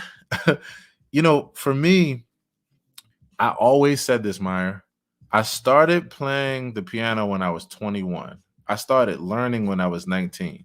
By the time I was between 24 and 25, I had caught up with the people that I was around and that was in my same field who had been playing since they were 5. And I had surpassed a lot of them too. And when I looked at it, it was literally because of that. It was because of my discipline. That actually is what I guess you could say my deepest talent is, or my first talent was my discipline. And that was because of the way I grew up, and mom, and the structure, and the way mom, as a school teacher, she gave me a lot of structure. So discipline is what allowed me to go to the church every day because it was wide open, and I can go down there and I could be there for 8 hours, and I could practice music for 3.5 hours, and then take a break, lunch break, 30-minute lunch break, and then practice for another 3. And that was my day, man, for several years straight. I took advantage of it. I was so happy. But you're right, man. It happened to be my discipline. That's my strength. So here's what I look forward to, bro. Like, with this and with knowing how much we have in common, I'm going to just keep sharing as much as I can with you to really, take you where you want to be on piano, whatever you want to do. I appreciate that. Yeah, for sure, bro. Man, it's so good learning about people, because you find about how much you have in common, bro. And we are definitely brothers. One thing I wanted to throw in, actually, I was just thinking, because you were talking about you had church training, and I'm like, oh man, I'm so jealous of everyone who had church training. Right. But then I thought, I'm like, well, it may not have been church training, but I went to a Jewish elementary school, and we sang a lot of shit and a lot of prayers, right, and a lot of anthems and stuff. So right. I guess it's better than nothing. It is. Yeah, I tell you, it is, bro. But I have to say this, and this is even with me not being a person that goes to church or is in church like that anymore, bro. The Black church experience when it comes to music is I don't even say one of. It's like the best place to learn music from the core, learn how to feel a vibe, how to play from your heart, how to not worry about mistakes, how it's about the whole vibe. It's about a co-creation. It's about improvisation. Always, you gotta, that learning from that perspective and then adding all the other genres and stuff that I learned on top of that, it gives me the ability to be in almost any situation as a pianist and find my place of comfort. You know, you were forced to practice in different keys because you had to learn that shit. You didn't know what key they were going to start in. So, but it was also a place where it's a good supportive environment, you know, from the fellowship aspect, because everybody is going to support you, you know, no matter what you do. That's the key difference. Right. They're just gonna shit on you. You were flat on that last note. Yeah, that's a whole different thing, bro. And so I definitely am grateful for that, as far as what the part that played in my journey. And I tell anybody, like, even if no matter where you are in the journey, like, just go to a Black church, like, to like really soak in, just listen to the music and soak in, because you'll learn like things that you can't learn on the paper as far as academic. Not in Canada, you won't.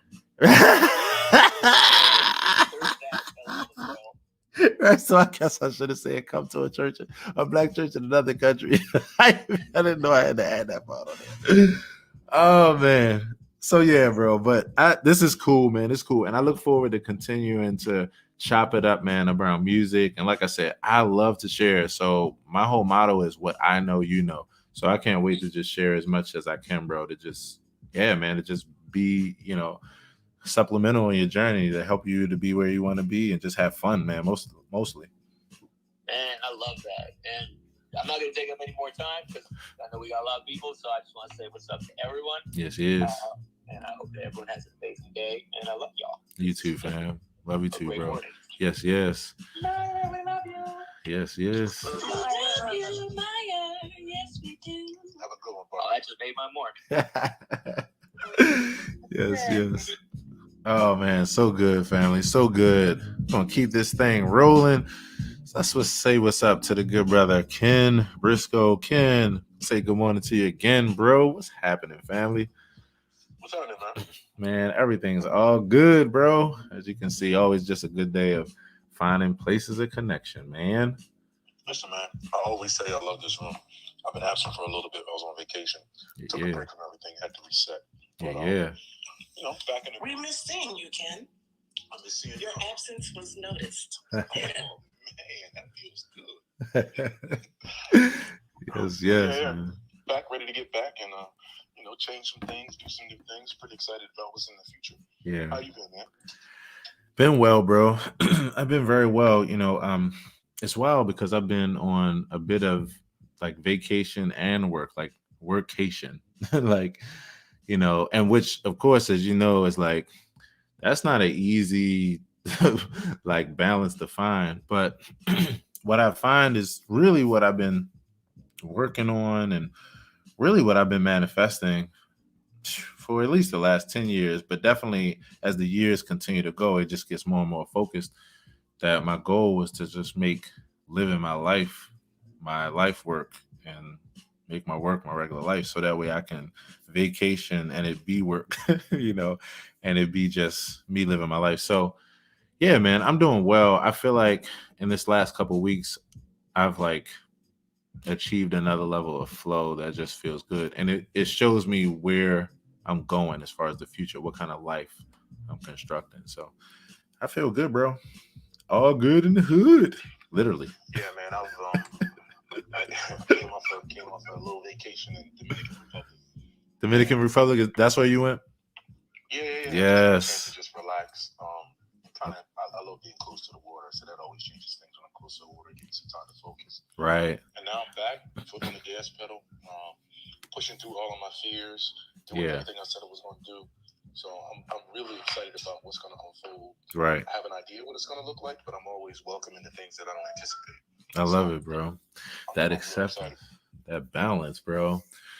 You know, so it's interesting, bro, because I hear your vibe and you're telling me about like this vacate. You seem like you got the keys to how to have a vacation and not come home and need a vacation, bro. Man, listen, I try to enter the vacation and exit the vacation very intentionally slow. Yeah. You know what I mean? Yeah. Nowadays, when you go on vacation, if you fly someplace, you push everything to the last minute, and you kind of get to the airport in a hurry fashion. Right. So I try to enter every vacation as relaxed as possible and exit it the same way. Yo. So I don't come back to the hecticness, because anxiety is an anxiety. Even right. enjoying yourself, right? So. Okay, bro. So I'm not sure if this is a part of your business product or services, man, but I'm trying to come to you for vacation coaching classes. I got you. One thing I'm planning on doing, I know how to vacation. Yo, and I'm so serious about this because, again, when I think about niche, right, I think about niche. Like I've built my entire life off of recognizing and seeing niches, and like, yo, it really is tough for many of us to like actually take a vacation because it's hard to understand what that balance that you should have there, so that way you can, especially if you're an entrepreneur, how to take a vacation as an entrepreneur, because it's mandatory. Yeah, but not only is it that's the first level. That's lesson one. That's 101 right there. You must put in time intentionally to just set aside time to take a vacation. But then after that, man, it's like for many of us, it's hard to find that balance of like how to be on vacation and still check in when you need to, still do certain things, but not come home from vacation and be worn out and need another vacation. So there's really some meat on that bone or some leaf on that plant if you're a vegan. Well, I'm gonna tell you what I found is vacations. Well, as an entrepreneur, right, you do your best work when you have space to think, yeah, and create. And when you're working 9 to 5 or 7 to 7 or 7 to 10, right, you're really focused on the task at hand, so you don't have time to think. Right. So I think I use the analogy of most of the time we get our best ideas kind of when we're driving or when we're in the shower, or something like that. But that's because we're not thinking, right? We're kind of moving with the flow of whatever energy we're in, and our mind has space to think. So if you want to be a successful entrepreneur, you have to intentionally give your mind space to think. Right. Because coming off a vacation, you should be excited to get back to work because of all the stuff that was generated when you gave yourself time to think. So you need to incorporate that into your. And I want to. It shouldn't be balanced. It should be part of your strategy. Right. Like how do I improve? How do I get better? How do I come up with new ideas? How do I solve difficult problems? Right. The only way you can do that is if you give yourself time to think, give your brain time to breathe, give yourself space to exist. You're constantly grinding. You can't, That's why man. I say it's mandatory. It's not mandatory because you're supposed to take them. It's mandatory so you can get to success. 100%, man. Like it's wild because it continues to echo what we've been talking about from week to week, where one of the branches of productivity is rest. Like rest is being productive too. And the way you know this is that if you get into a beautiful car, fill it up with gas, and you go on your merry way and start driving, and then you park it, and you get in, and you drive again, and you park it, you drive it, park it, you drive it, but you never stop at a gas station, you're not going to be driving too much longer, like at all. So you got to be. Man, I remember that analogy. That's yeah. Thanks, bro. And it's so needed, like you said, Ken. It's so needed. And what I appreciate is talking about it, because as entrepreneurs, and many of us are creators in different ways, we don't take that time. We know it's mandatory, but we struggle with the side of, but I got to keep on the grind. I got to keep grinding. So it could be a hard discipline. Are you the type of person? Are you a once a year, like intentional? Are you like once every quarter? Is it stagnated just when you're just like, all right, fuck it, I need this time. God damn it, let me sit down and do this. Like, how does planning vacation flow for you? Man, I can tell you, my wife is a travel bug. So yeah, when I met her, I didn't go anywhere. And then after I met her, we traveled 5-6 times a year, sometimes 7. Wow. It isn't, but I can tell you, it is a blessing in disguise, only because when you rest, you can do so much better work. That's true. Right? This country, especially the United States, man, they just make you work 40 hours. Yes. Just take 2 days off when you do your best work when you really only work 20 hours. Yes. Right? You get more done in that 20 hours and you've been rested than you do bullshitting around and work for the 40. Man, you better speak it, bro. Let me tell you something. this is something that I let me see if I can find this. This is something that I wrote that's right on that topic. You could, because the thing is, you can work to live or you can live to work. Yo, listen, if you look at, this is just what I've seen. Yep. If you look at some of the wealthiest people, they don't work that hard. That's it. And you hear about, oh, well, I put in the time, I put in the work, blah, blah, blah, blah, blah. But that's a philosophy that they'd have in the beginning, right? You got to not only be efficient, but you got to give yourself time to reset. So if you just adopt the idea that I'm not going to work hard, I'm going to make sure I get the rest that I need, and I'm going to focus on the things that generate revenue only, you'll find that your lives becomes far less stressful. You have more free time, and you make the money you want to make. Bro, the thing I love about how you speak, bro, is you speak in formulas. You speak in formulas. And Coco's the same way. Alma's the same way. Like LT, like it's so many people that just speak in formulas. I love that flow. In fact, I'm looking for this this thing I gotta share this with you. I'll find it in a few seconds while we're talking, but you're right, man. And again, I want to keep harping on this because I'm telling you, there's so much meat around this bone of being able to talk about, to share about, to invite people into these ideas, these thoughts, this particular space of what it means to like be intentional about vacationing. You just reiterated the same thing I'm saying, which is that rest is productivity too. Rest is productivity too. And in music, we have a saying where we say silence is music too. Silence is music too. And so the thing is that, like you're saying, it's the other side of the coin. It's the yang. I'm just like you, bro. My best ideas come from driving. They come from resting. They come from going to the museum. They come from living life and allowing myself to live. And when I realized that, and continue to realize the kind of learner that I was like, oh yeah, I'm making it intentional that this will be my life so that I can live and find that balance from that just being my life, And that's what I feel with you, bro. I mean, it's like, okay, this 5 to 6 year traveling thing, bro. Yeah, you're gonna get some good rest in, and it's built in, in a particular way that keeps it going. I love that, bro. I absolutely love that. I appreciate being able to share with y'all in the morning. It always motivates me to keep moving, and don't move so fast that you miss those opportunities that can make your life easier. You know what I mean? 100%, fam. 100%. Always good to chop it up with you, man. And I'm gonna keep this convo going because I gotta find this thing. I want to share this with you all, and for some reason my search is kind of weird. All right, so Coco. Oh, dropping stuff. Everybody, let's open up our microphones. Well, first of all, let's affirm Ken on an amazing day today. Even if he doesn't have to go and hanging around, let's open up our microphones and affirm Ken on a great day. I want you to have a wonderful one, Ken. And it's always good. Have a great day, Ken. We have missed you. We have definitely missed you. Yes, well, I'm back. Me too. Diggity back. I'm glad you enjoyed your vacation, though. For real. Yes. I did. I appreciate that. Thank you. 100%. 100%. And so as we keep this thing going, just want to refresh the room, say hello to Linda, T, Eunice, Auntie G, Amber, Delia, of course, LT. And let's see, shift some things around here. All right, everybody, let's open up our microphones and let's say a huge happy birthday to Coco Lorraine Vera.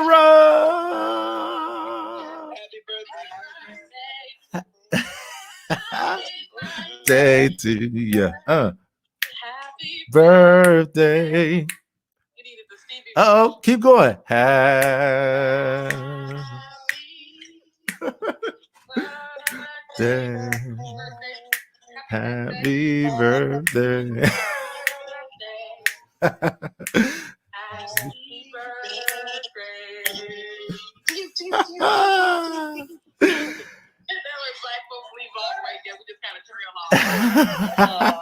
Thank you, guys. Happy birthday, Coco. Happy, right. It's your birthday. Oh, Happy born day, another day around the sun day. How you feeling, Coco? I am good, thank you. I was picking up my breakfast. I took myself to a hotel for the few days. Yes, yes. It's like bedtime, and I feel really good. It's actually not my birthday today, guys. Oh, wait a minute. Did I fuck way up? Oh, I fucked way up. Okay. Oh, did we fuck that up? It's the anniversary of my 37th birthday, guys. It's not the birth. I don't celebrate birthdays. I celebrate anniversaries. Let's get it. Wait a minute. One more time. I'm going in the elevator. You guys gonna get cut off. She said, "This is my 10th anniversary of celebrating my 37th birthday." I can't even argue with that. I'm sorry. So I guess we should have been singing "It's Your Anniversary."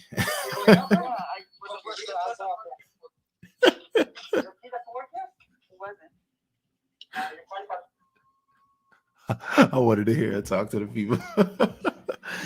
Happy 10th anniversary of your 37th birthday. Oh my goodness. Yes. So Coco is always joking me, calling me a young ass somebody. So I ain't gonna mess with her today. I'm gonna let her celebrate her 10th anniversary of her 37th birthday in style. I feel that. I'm gonna be like forever 40. So I feel that, even though I love 46, I'm right. Like forever in my 40s. Forever.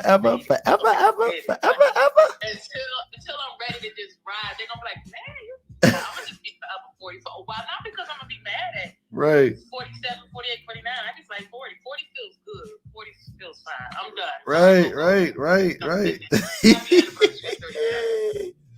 Yes, I love it. Oh my gosh, I love it. Oh man, so perfect in the flow. I just found the one of the quotes. So check this out. Here it is. A quote a day. This was a part of my quote a day series from a couple years ago. Work smarter, not harder. Learn to work smarter, not harder. The system, or this thing, this matrix, whichever you prefer, it's got certain aspects that set up to keep us. It's set up to keep us on a never-ending hamster wheel of working just for basic human needs. The reason debt was created was to keep you and I slave to the system. Change this by making better financial choices and personal choices that have long-range benefits instead of temporary satisfaction. The quality of your life and the future of your family is dependent on it. And so that one was one of the ones that came to mind with what Ken was just talking about. And there's another one that I wrote that's called Work to Live. Work to Live. Let me see if I can search for this one more time. See, this is why I'm so excited about the app, y'all, because even I won't have to struggle to find my own writings. Just be in one place. What app? The 5M Experience app is coming to y'all soon. Starting to build that shit now. It's almost there. Can't wait. And in the meantime, don't forget to join me on Sundays 9 to 11 a.m. for the 5M Fellowship. It's music, movement, meditation, mindfulness, and mantra. Yeah. So yeah, I'm not going to find, I don't know why. Usually I'm able to find my quotes by keywords, but I can't find this one. So anywho, Coco. Yes. Yes. Are you out of the elevator? I am out of the elevator. I am so happy to be turning 37 again. I must tell you, every time I turn 37, I just feel so much better about it. Right. I put on 37 pounds. Right. I have 37 more gray hairs. Right. My hip size is 37. Damn, cover up my mic because I don't want to laugh too hard. I might get shot. Yeah. So I'm just out here all day, every day. I'm talking that way. I don't sound awful. Like that's my Canadian Southern accent. I'm sure it's awful. Yo, shut your damn. Yo, that shit is funny as hell. It reminds me, I've passed that woman before, like in a gas station here in the United States. I know her all too well. She's the one. She's the one that takes care of you. That like you come in there to get gas, but like you don't even know how much of a warm welcome and greeting and like she going. How you doing today, sweetheart? Are you good? You want something to eat? You want something to eat? Yeah, it's good to see you. And she's right loud, like her decibels right loud the whole time, right? So, okay, that's gonna be $25.99. I love her.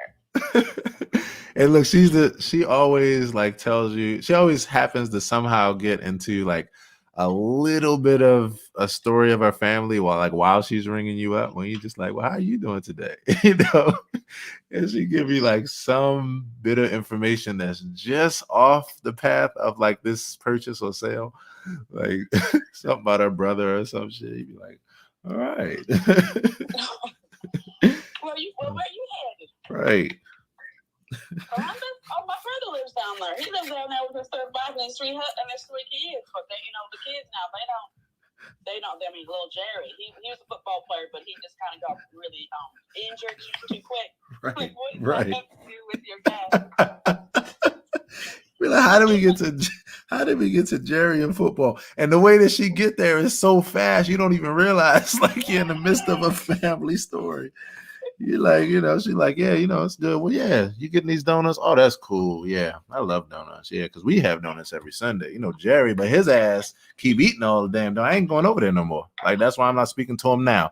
But anyway, you have a nice day. You're like, damn, did I just get a whole family history like in 10 seconds? Oh, man. Yeah, we know that woman all too well. So you are out. What you eating for breakfast, Coco? What you getting yourself? Oh, I'm eating some lovely burnt bacon. Some lovely burnt bacon. Okay. Yeah, lovely burnt bacon. I'm trying to be positive. Lovely burnt bacon. Some really floppy, well done eggs. And some half cooked potato fritters. Coco, we gotta do a redo on this. I was trying to find some eggs, and I was like, okay, so this we got to that. Okay, you want to see it? You want to feel? You want to know how burnt my bacon is? Can you hear this? Oh yeah, I heard that. I think I just chipped my tooth on the bacon. Oh shit. Oh, happy birthday to me. Damn. I can't even do for today because that's out of order. We don't want you crying on your birthday. Look, hey Alma, when I was listening to the the ingredients of this meal, and she started up, she's like burnt bacon, and then part of me is like, okay, wait a minute, that could be bad. Oh, that also could be not so bad, depending on. Yeah, I'm gonna say could be good. So I'm like, okay, I'm looking at him like, all right, so we're gonna elevate from here, and then she like, got some then she said some sloppy. Yeah, and I'm like, okay, this is not going up. Right. It does not go up. This ain't they just threw them in here. This ain't and then I love fritters, but I think these are the fritters that come in a package. When you go to the grocery store, you buy the fritters, and they just didn't really cook them. Oh, so I know what happened. They reached next to the fritters. They got the fucking critters. You got critters, yo. Oh, no critters. Oh, damn. Yeah, so I'm gonna have to call there and say my fritters aren't done. Right. My eggs are not properly done, and they look like they have burnt sauce on it. Like some people put some kind of a sauce on their eggs. Yeah. But anyway, I'm not complaining. I'm Oh happy. no. No, don't complain and call. I want you to call. I want you to tell them my birthday, my food, fix it. And that's not a complaint. That's just, they fixed it. But the toast is soft, at least. Right. Okay. Nice, soft, slightly toasted toast. Okay, like whoa. Even though toast is not supposed to be soft. Whoa. No, Whoa. it's a version of toast. Whoa. It's like a squishy toast. Bread. Yeah, that's like, I'm gonna tell you what that is. That's some bullshit. Yeah, you called it. You see what you guys don't understand is this is a very normal breakfast, a very normal continental type breakfast in Canada, isn't it, Meyer? Yep. It's so hard to find like a good Denny's or like kind of like breakfast food. I hate it. Right. Oh, that is so disturbing. Right. No wonder you want to get out of Canada. My God. There's no salt or pepper on it. There's no. Yeah, we do breakfast in this thing. Like, breakfast is its own thing. They can't, like, ask for breakfast for dinner. Like, can we have breakfast for dinner, mommy? Are you planning eulogy for this breakfast in Canada? I just want to take this moment in time. For us to just take a moment for Coco's breakfast. One of the saddest things that could ever happen to a human being. The sadness that we all feel in our heart right now. We feel it in our heart. We feel it in our soul. We feel it in our minds.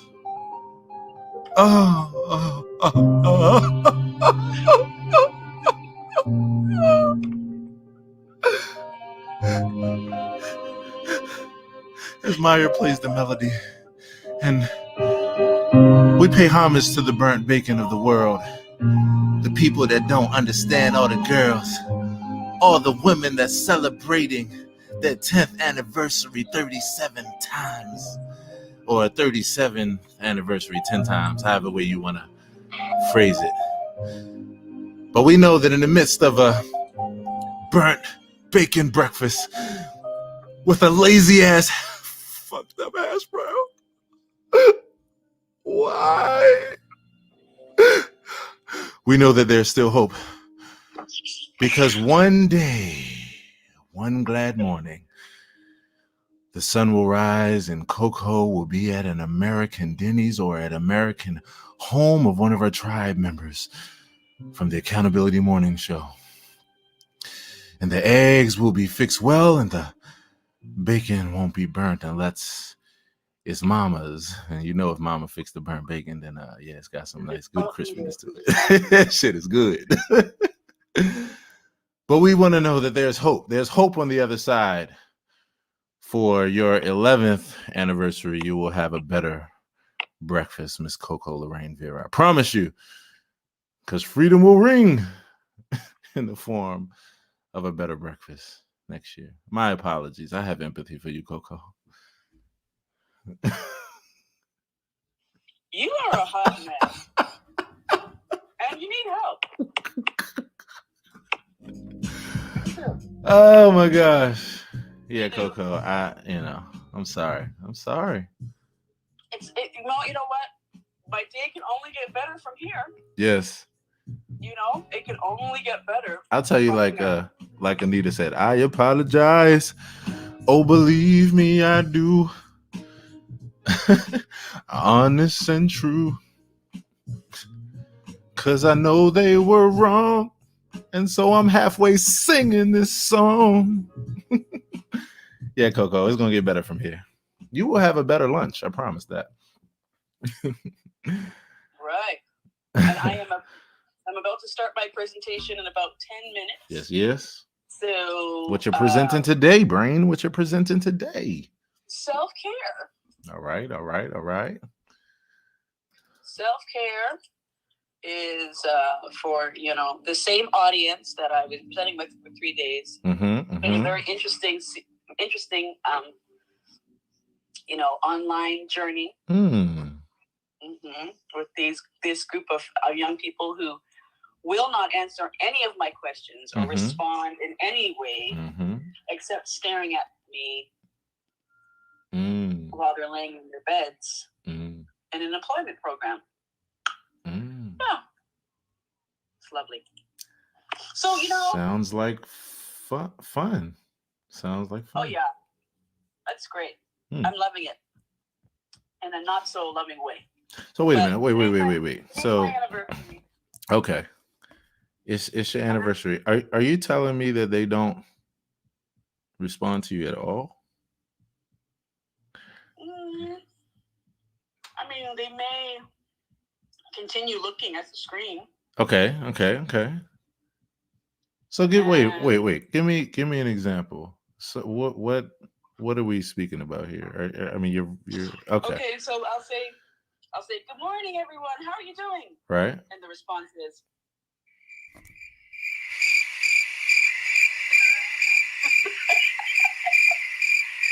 I said, okay, so are you ready for today's presentation? We are going to talk about self-care. So I'm going to share my screen. And we're going to get going. All right, good. So let's share the screen. Okay, guys. So here, the first question that I have is, when you think about self-care, what comes to mind?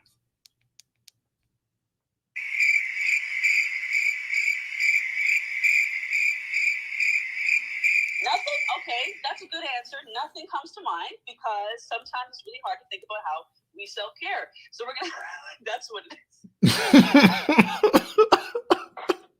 I'm not exaggerating. Oh, man. Yeah, look. That sounds exhausting. That sounds tiring, Coco. We got to fill you up. We got to talk, Coco. We got a whole 4 minutes. Like, I'm just going to put funny things on your messenger so you can just regularly look at them and see. Yeah, that's I need Aaron to send me that cricket sound because I think I might use it today. Right. So send it to you right now. Somehow on WhatsApp or something. I'm gonna text it right now. I'm actually gonna use it today. I'm gonna text it to you not now, but right now. Let me tell you what's interesting about this. It's like, you know, I have so much empathy for teachers and students during this time of virtual learning, because we're all learning how to learn and teach in a different way, you know. So I feel you, whether it's like my daughter who's like, Dad, I am so, you know me, I'm on top of school. By the way, she got all A's and 1B this past quarter. She just told me like 2 days ago. Proud of my daughter, Aria. She is hitting the honor roll yet again. And, you know, whether it's that though, and she's like, but Dad, like, it's so cold, it's so sterile, and it doesn't feel invigorating. And they aren't there. Yes, they're just saying, yes, so do this, yes, do this, but they're not making it warm and fuzzy. Or you got a warm and fuzzy like Coco. And it's like, oh my goodness. I have so much empathy for the teachers and the students in this environment. But the one thing I know about this that's happening, and is even happening right now as we speak, I'm in school for psychotherapy, and the teacher was just talking about it yesterday. Someone said, well, how do you work with these limitations of doing therapy over the phone? And he was like, well, what I do is I lean into it. I think that we should lean into it and just continue to utilize the tools, you know, continue to not complain about them, but to utilize the tools. So anyway, I'm not saying that to say you're complaining. This shit is funny as hell, and keep complaining. This shit is hilarious. But I'm like, man, this is funny. And at the same time, I'm like, yeah, I get it. Cause that shit is tough. You can't, like, you don't get a chance to like be right there. So yeah, anywho, keep on keeping on, Coco. Keep on keeping on. And I'm gonna send you this damn cricket sound right now. In fact, I'm putting it in your inbox right the fuck now. Thank you. I wish I could check in with you guys a little bit later, but you won't be on when I finish my session. What time is it over? 11? 12. 2 hours. Well, just know that you are in our bosom as we hold you close. Yeah, Coco. I'll see you. We'll see you. You have a bosom? Look, when I was a kid and I was in church and they were like, you were in the bosom of Jesus. And I was like, where is that? Where is it? Somebody guide me to the bosom. Guide me. I'm gonna tell you about that. Right. She knows what bosom is, right, Arma? Oh my God! The bosom of Abraham. They used to talk about rocking my soul in the bosom of Abraham. That's a whole other. It's a whole other, right? But yes, bosom. All that and more. I have all things I could say, so I'm gonna just stop. Wow, it's my birthday. Oh, where you want to go? I'm 37. For the 10th time. For the 10th time. Oh man, let me That's just like my wing size, my bosom size, and my hip size. 37, 10 times. Girl. Well, we did talk about synchronicity and consistency, so it shows up in all ways, Okay, well, LT was in my room last night. Thank you so much, and she was so sweet and had so much fun with Pam at the thing. And anyway, I gotta go. It's 10 o'clock. Goodbye, everybody. Love you.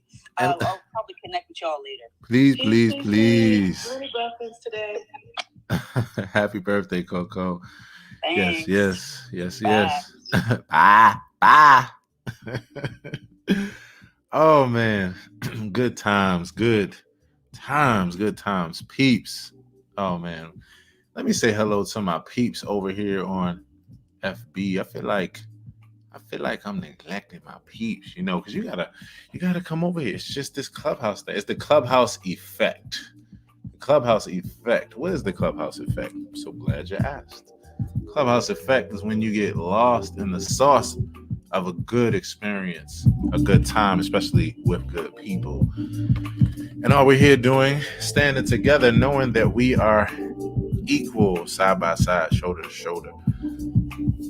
It's accountability. We're accountability partners in all ways. And one of my most fun ways, as y'all can see, is being an absolute fool.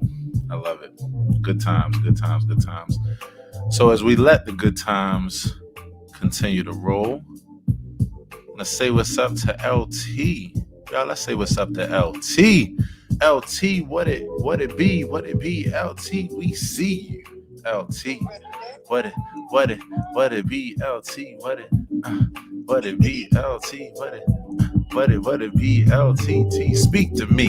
What it be? LT, what it be? LT. LT. What up, Yes. Doing well, LT. It's somebody's birthday today, so we already we celebrating. That just puts me on another high. Never mind. I know what I'm saying it wrong. It's another anniversary today of a birthday. To be technical. So it's all good. I'm all good, as they say, in the hood, literally and figuratively. How you doing, LT? Well, I'm still laying here in this bed. Oh, you doing that? So you're doing so that's the definition of aight. That's the first definition in the dictionary. Aight is when you just laying in the bed. Might. I'm gonna hop up out of here in a minute. Right. That sounds like one of those that line from Friday. I'll shut up for now, but when you leave, I'll be talking. I'm gonna hop up in a minute, but right now, I'm chilling.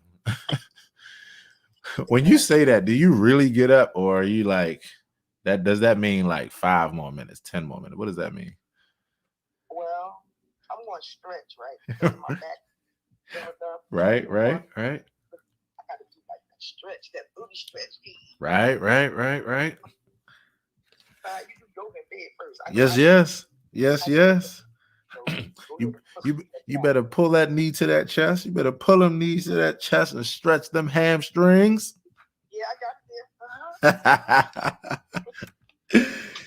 Yes. Look, I'm thankful for the fact that you can do yoga in bed. I'm like, yo, this is the greatest. When you realize that, you're like, yo, this is no more excuses. See, what happens is, and another excuse to stay in bed for another 30 minutes. No, I'm not going to be a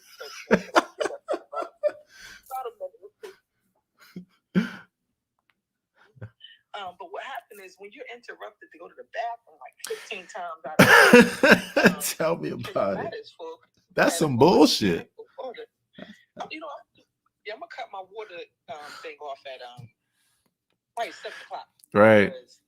This can't keep. I need to solve this problem. About to go to how it was when we were a kid. Right. You better go back to how it was when we were a kid, you know, when moms or pops is like, no more water after 7. And you like, or no more drink. You like, man, they been mean. You're like, nah, because waking up in the middle of the night to have to use the bathroom is some bullshit. And you be saying that even if you on your water, you're like, yeah, I'm drinking water, let's go. But then when you gotta go in the middle of the night, you're like, man, this is some bullshit, man. This is some bullshit. And I leave water by the beds. Crazy me. Oh, you working against you? Oh, you working against you? No, I'm just kidding. I do too. My water is literally right next to me. Yeah, you know what? I have it because sometimes I think I could choke it or something. I just want to make sure I'm hydrated. Right. Even though I finished my bottle, it still says that I'm halfway there. Yes. I have a bottle that measures how much I drank, and I'm at keep drinking. Right. That's what it said. 100%.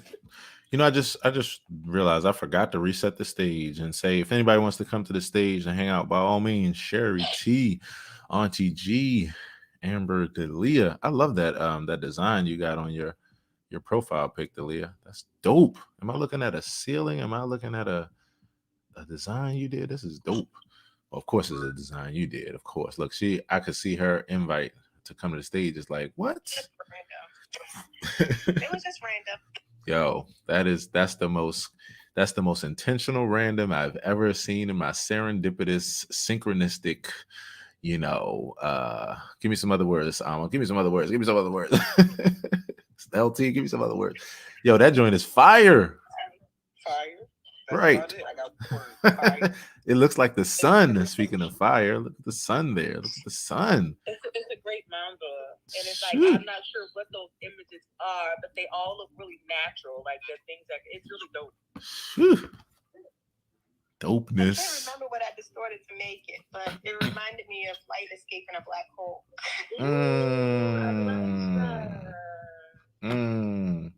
Fire, or as they would say. Fall, as they would say. LT, look, I saw your vid. I saw your IG. In fact, I see the profile pic here. Next day, next level of the, what is it? What's the name of the journey again, LT? Oh, leading with love. So leading with love. Yeah, yes. We're almost done. We're on day 25. Yeah, so we're almost done. So many exciting things. Yesterday was the 10th anniversary of my divorce, so we celebrated that. Oh, shit. Oh, happy anniversary. Happy anniversary.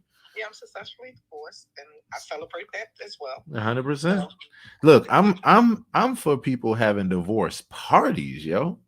Like real talk, yo. Like, so bro. pretty much And last night. I love it. Yeah, because we're now ahead. the Bay Room is now a part of a club. Yes. Oh, yes. Yeah. Why not just collaborate with folks who already have the audience? Yes. So we decided to do. The room was fire. We were in the room, but it's just a matter of time for us growing. So, what's the name of the club, LT? Women Matter. Women Matter. I'm loving this. I'm loving this. You know, I'm celebrating like I don't know what, because again, I'm thinking about tribe. I'm thinking about tribe meets tribe, right? Yes, and the tribe was in there. Sure. Say something. We was deep. We was deep.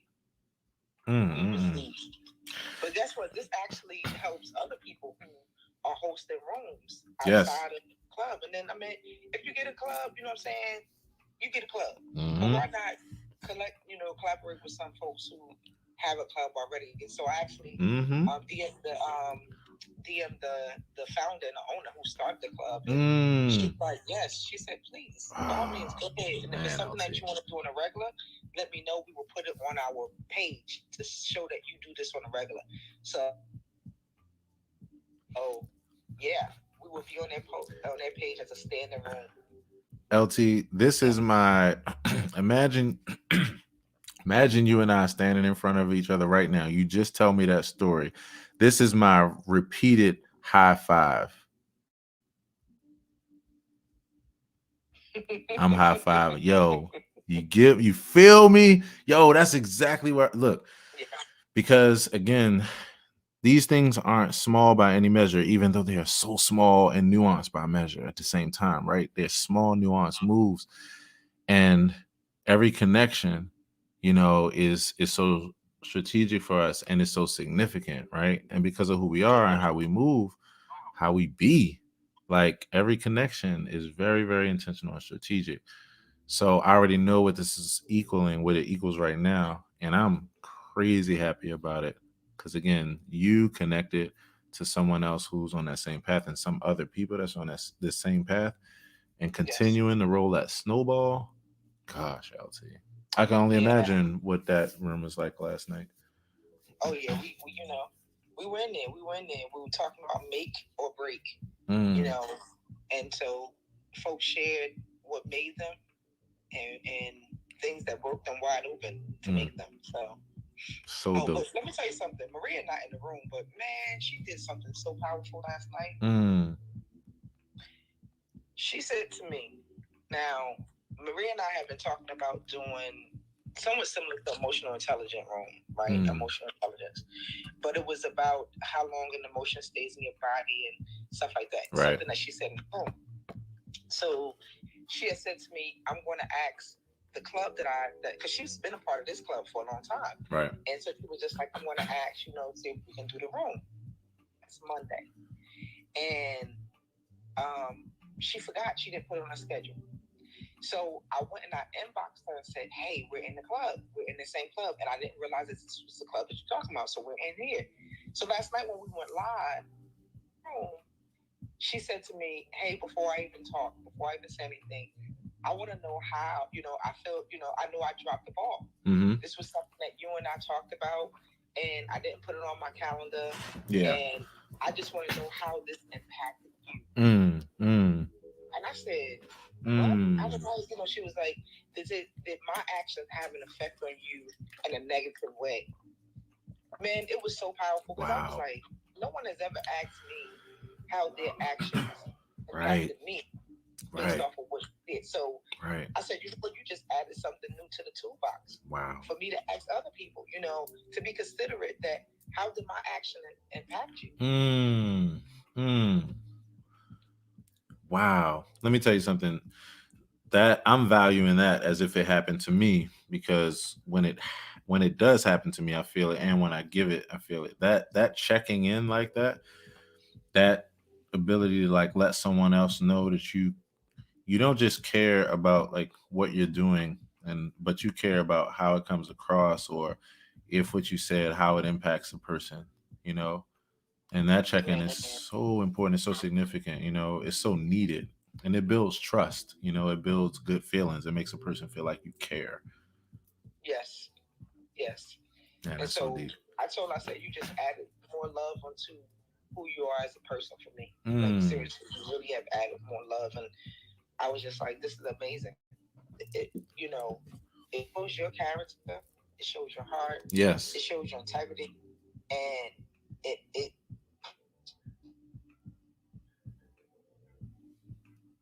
is not handled, or when your commitment through. And so I thought about it. I sat with it for a moment. I said, what, sis? I didn't even feel anything. I said, what I did feel was I need to let Maria know that we're already in the club. We're here. I was excited just to go tell her that, that we're in the club. Right. And so she was like, okay, I just want to make sure the air is clear. But imagine if people did that for each other. Yes. There would be less misunderstanding. There would be less grudges. Right. We really would. Generosity is what we're talking about here. Check this out. I love the word that LT said as well, though. She said an important word. She said the word consideration. Yes. And it really is the knowing where you end in the beginning, like that sovereignty, those boundaries. And I just love that word consideration. I just wanted to pull it up and elevate it up. Thank you. Because restoring integrity means that you're not assuming on either side, right, staying curious and open so that you can know and they can know. And it really is such an important relationship builder. yes. And that a lot of us are learning through emotional intelligence. So I just wanted to elevate that word. Thank you for that word. Thank you for that word. Yes. Because it does bring out what most people want other people to be. Mm-hmm. Is to be considerate of them. Mm-hmm. We don't really talk about that, but most of the time when you talk about what was done or how it was done, I hear people say, "Did you even consider me?" Yes. So thank you for that. Yeah, it's about being considerate of other people. Right. When you're considerate of other people, you honor them. Mm-hmm. And you honor how they feel. And that's what she did last night. She honored me and honored my feelings. She checked in with me to make sure that there was no, that I didn't feel. Like, she didn't make an excuse. She told me what happened. She didn't make an excuse. She didn't try to justify. Right. What she did was say, although I did this, I still want to consider how it impacted your life. Oh my God. I was like, damn. I just sat there for a moment. And I did a soul search. I did a heart search. I did a mind search. I did a body search. Right? Just to see if there was anything inside of me that took ill. But she gave me a tool. I'm going to use that. I love that. Use it with everybody, with my children. I just want to consider you right now. And so many people don't consider each other. We think that, we assume that our words or our actions did not have an impact. Come on, God. That's some morning breakfast right there. Impact. What does it mean to be considerate? And here's a definition right here: marked by or given to careful consideration, circumspect. She is, I believe, in a state of mental distress to be hardly capable of giving me a considerate or being considerate of me. Thoughtful of the rights and feelings of others. I love that part. Thoughtful of the rights and feelings of others. And I even want to add to that. Thoughtful of the rights and feelings of others and the rights of others to feel. You having the right to feel and someone giving you that or honoring that you have that right. What makes a person considerate? Being considerate is being polite and caring. People like it when you're considerate of their feelings. We could all probably be more considerate of the others. This word means you're thinking of other people, considering them and treating them decently with respect. Like, you mattered. You matter. Why is it important to be considerate? When we are considerate of others, it makes the person feel concerned. It makes the person concerned feel loved and respected. It makes the world a better place to live in. As much as people value honesty, they also value someone who respects their feelings. And I'll say honestly at the end of that sentence. It is okay to speak the truth, but don't tear apart a person's self-esteem. And this is from this right here. This last one that I read is called Be Considerate of Others Inside a Mother's Mind. I'm going to put this on Facebook in the next 15 seconds as we chop it up and hang out with Dalia and see if Dalia has any thoughts about this whole idea of what it means to be considerate. Good morning again, Dalia. How are you today? Hey, Dalia. What does it mean? What does being considerate, mean to you? One thing that is a problem for me is that I'll consider in my head, right? And I won't check in with the other people. That's a good point. That's a good point. I end up taking on 50 million people's perspectives and making a lot of assumptions, right? And acting on them, right? Without being on solid footing and really actually hearing from them. So I guess that's so well. I guess that's the way, like overthinking versus actually being considerate. Like that's where the people's rights come in. Like their right to speak for themselves, their right to express themselves and actually give input to whatever you're thinking. I love that. So, yeah, I love that. I realize this is what I love about emotional intelligence. Like when you can be emotionally intelligent enough to know where you're working on being more emotionally intelligent. Like, that's so dope, Dalia. Oh my goodness. So dope. And you said something powerful, because again, I love this. I love how you highlighted this. You really brought light to something. You brought a realization to something. You brought something to the surface level for all of us here, which is like, when you are working with consideration, it first starts in your head. Like, that's the most important place. But then there's a process of transferring that from your head out into the world to people. You're like actually making it practical, actually putting it into practice. And yeah, it takes a process in order to finish the equation. So to recognize that, I think is so intelligent, to recognize where it stops and where you are seeing where it could continue or should continue, or maybe even would continue if you're able to continue to flow with that. That's powerful. That's really powerful, Delia. Does anybody else have any thoughts? Again, what does it mean to be considerate? And if anybody would like to jump up to the stage, by all means. And Delia, by all means, if you have some other thoughts, please continue. I'm actually putting this up on my Facebook page now. What does it mean to be considerate? And again, this is the article from A Mother's Mind. A Mother's Mind. Putting this up here. Yep. What's coming up for me, Aaron, around this word considerate, which is why I elevated it when LT said it. Like, yeah. She sounds like, y'all, it was this, it pinged a remembrance that right. this word came up recently. And as we are working to be compassionate, if we are honoring our own sovereignty, right. If we're doing all these things to establish self, consideration establishes relationship. Right. But when you operate in the words that Dalia spoke about around getting it out of your head, that way you're not stuck in your story. Yes. You can bring it into reality with one of my other favorite C words, which is curiosity. I am curious. Yes. Help me understand. Or bring me this knowledge, because sometimes we don't want to understand. That's a whole other thing. We're going to talk about that. We can get real personal on our journey. We can, yeah. Yeah? Oh, what you say? No. I was just saying, yep. I know I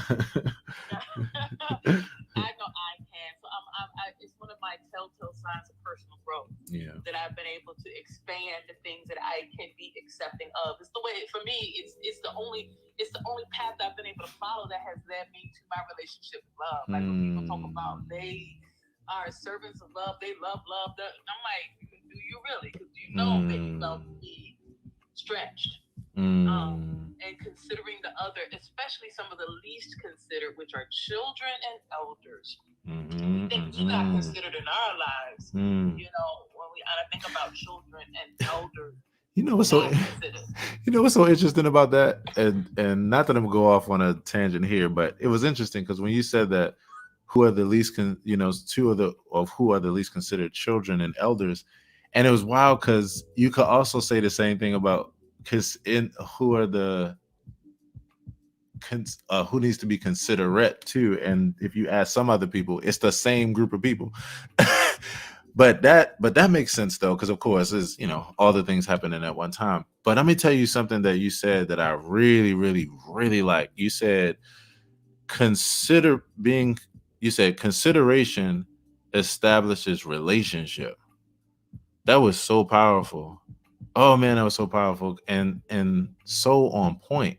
In fact, I think you should put that up on your social media, like just literally just that. Consideration establishes relationship, because that is so true and it's so simple, but yet so deep and wide in application. When it's applied, it's pretty amazing.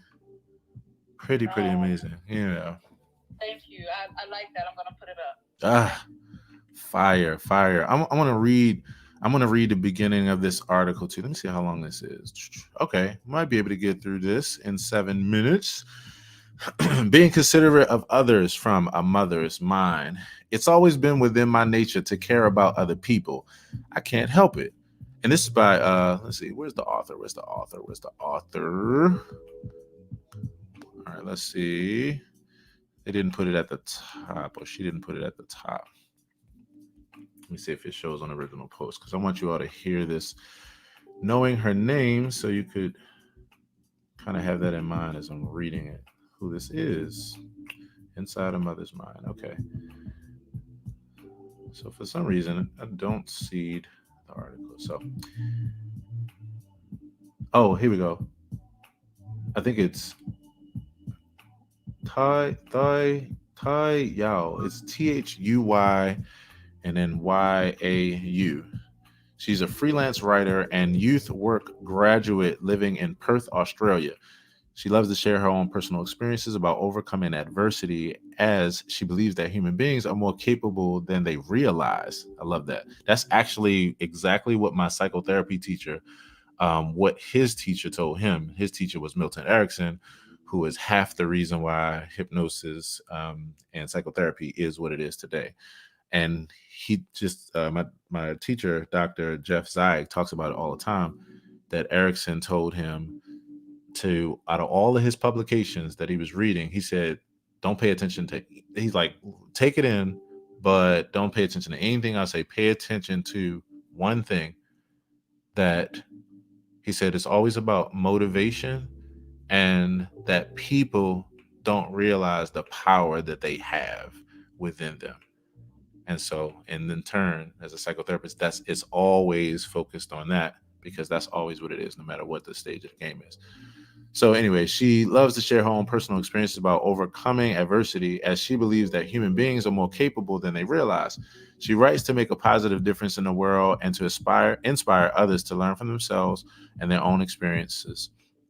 Her writing has been discussed on radio, won writing contests, appeared on the Huffington Post UK and major Australia sites. She is currently writing her first book. And again, this is Tai Yao, I believe is how you pronounce it. THUYYAU.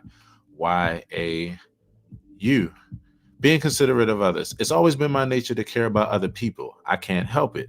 It's a definitive part of who I am. If my daughter spills her drink in the middle of the shops, I'll find anything to absorb the water. I wouldn't want someone to slip over. If I'm driving along and someone's been waiting forever to get out of the car park, I'll let them in. I'd rather give up a few seconds of my life than to have someone else be stressed about the traffic. These simple acts of kindness don't just make us feel warm and fuzzy. When we are considerate of others, it makes the person concerned feel loved and respected. It makes the world a better place to live in. Being considerate of other feelings. I've always been one to be considerate of other people's feelings. I don't like to laugh too often at a person's expense. I know where my boundaries are, and I'm always careful about how to express myself, both online and in the real world. As much as people value honesty, they also value someone who respects their feelings. It's okay to speak the truth, but don't tear apart a person's self-esteem. For example, if a friend asks, "Do you think I'm a bad mother?" Don't rush to reply with a blunt and hurtful yes. Well, first of all, that hits me. Think about why they might be asking you this and how your answer might make them feel. Maybe they're feeling inadequate about their parenting skills and want some guidance in the right direction. Instead, show them some empathy and compassion and reply with, "I know it's hard being a mother. We all try our best, but I think there might be a few things you could work on, but I'm sure you'll get there." Being considerate of circumstances. As a mother of 2, 4, and 6, and a 6-year-old, all of who have learning disabilities, you can probably imagine how busy I am. I spend most of my time doing the school runs and rushing to and from appointments. And on top of that, I write and work from home. I'll also be studying again in 2 weeks. But as busy as I am, I try my best to spend time with my husband, my kids, my family, my friends. They mean the world to me. But the reality is I won't always be free. I won't always be able to do favors for other people. Sometimes I'll have to put myself first. This doesn't make me selfish. It means I'm simply taking care of my own needs. So if you know someone whose schedule is jam-packed, be more understanding of their situation. Be more thoughtful about the time that you call them. Don't pressure them into catching up. Be empathetic with how busy they are. There will come a time when your life gets just as busy, so show them some compassion. And then here's the last part. All right, so I guess it's about 2 more minute read. 3 at the most. Being considerate of background. Each of us has a story to tell, a childhood that has shaped us into who we are, a path that has led us to this point in time. All of us have made mistakes, hung out with the wrong crowd, done things that we later regret. A person's background may not excuse their current behavior, but it might help you to better understand it. If a person has gone through many negative life experiences, this would have affected them in different ways. This might explain why they have trouble with their emotions, with their relationships, and with other people, and with the way that they express or experience love. So rather than judging without knowing, criticizing without understanding, you should take into account what that person has been through. None of us are perfect, and sometimes we need the right people in our lives to help turn ours around. Last part, being considerate of others. Sometimes life gets so busy, the smaller things get pushed back into the myths. Into the back of my mind. But being considerate of other people's feelings, their circumstances, their background, and important steps that you should always are important steps that you should always take. You can buy gifts for another person, but you can never buy them love and respect. However, when you are considerate of them, you give them just that. And again, that's by Tai Yao. And I just put that on my Facebook page. So by all means, grab that and continue to refer to it and share that. I think that it was a great, great article. What do you all think? I mean, I love it. Yes. I agree. I love it. It was really good information around keeping it rich and flowing, right? Yeah. I love it. Anybody else? That really spoke to me. You know, one of the deepest reasons why it speaks to me is because it's like a mirror. It holds up a mirror in front of me. It's what I've learned. It's so interesting because over the last couple of days, you know, in this last year or so of my life, I've been thinking about my mother. I've been thinking about my childhood. I've been thinking about what makes me who I am today. All the ups and downs, the ins and outs, the bumps, the bruises, the successes, the triumphs, you know, all of it. And I think about who I am today and who I am, like literally deeply who I am. And so when I think about this concept of being considerate, I'm like, man, as recently as like 2 or 3 days ago, I just was reminded, just in conversation like this, like, wow, the last one thing I had forgotten about was like martial arts in my life and how martial arts taught me how to be considerate of others. Being between the ages of 9, starting when I was 9 and finishing when I was about 14, and going from a no belt, as they call it, where you're just wearing your uniform, through the white, the yellow, red, blue, let's see, you have white belt, yellow belt, green belt, blue belt, purple belt, red belt, brown belt, and then black belt. And I went through all of those different phases. And each level, I learned consideration on another level. You know, and it's wild because even in martial arts, you learn consideration for the person that you're even sparring with. You know, you learn to be considerate of yourself, right? And so, how do you know about that deeply, especially with capoeira? So I think about like, all relationships, it's all interacting with the other person, everything, and the whole room. Like, everybody, you're aware of everything and everyone and human. Right. You literally learn considering and consideration, like on all levels, you know? And it became another level of self-awareness for me, you know, how to be aware of myself, my surroundings, how to be considerate of people. And then I just keep backing up from there, and I go all the way to like times in theater and times in museums and times, you know, even being told to look up words and read the encyclopedia. It was all this kind of exposure and education that allowed me to understand and learn firsthand consideration in so many ways. So, as always, I appreciate and I'm grateful for my mom, and I'm appreciating just grateful for just the life that I've had. And I'm appreciative that what it taught me, or what it learned me, as the old folk would say. Does that make me old folk now that I just said that? What it learns me,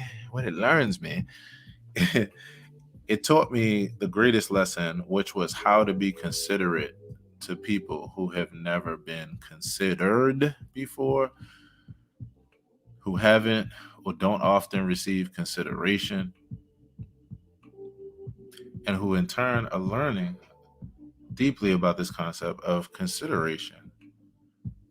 It taught me to be considerate. And that's what I love about that article, because it was a mirror for me. It's like reading and looking into a mirror, like, wow, that's exactly how I feel. I'm the type of person where, and it's a healthy balance too, because it's not that I put my feelings like down. Matter of fact, I want to read you all something real quick before we get out of here, because this links right with it. It has to do with this, the other another synonym of consideration, or another cousin, which is like generosity, and being generous.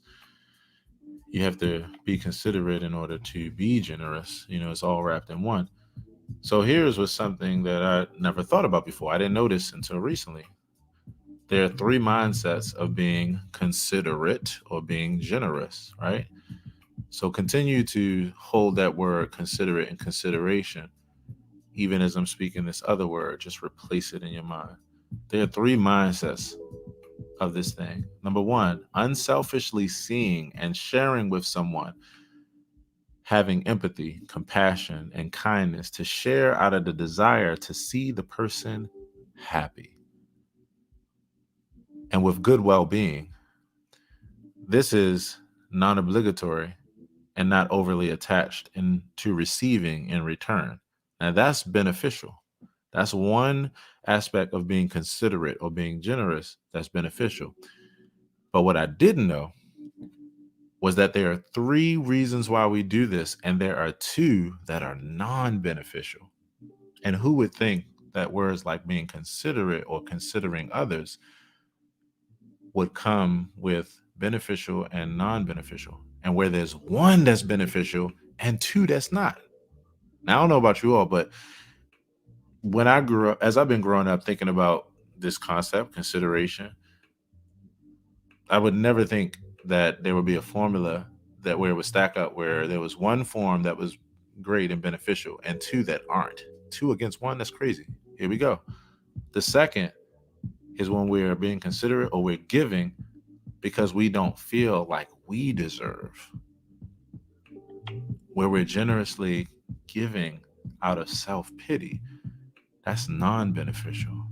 And that's something that's real, whether you have experienced it or not, which is the thing that allows me to have empathy and compassion, because I can see what it feels like to be or to give out of that way and what leads to that. So that's the second, giving because we don't feel like we deserve, giving out of self-pity. That's non-beneficial consideration or generosity of giving. And then here's the third one. This is also non-obligatory. This is also non-beneficial. Giving out of obligation or fear. And that's even if that's what you have to do because it's forced on you, is non-beneficial. So again, beneficial. Okay. Yes, you got it. That one right there. Okay, let's talk about that. Right. I'm not gonna go too long, but I had to pause. Yeah. Come back in. You good?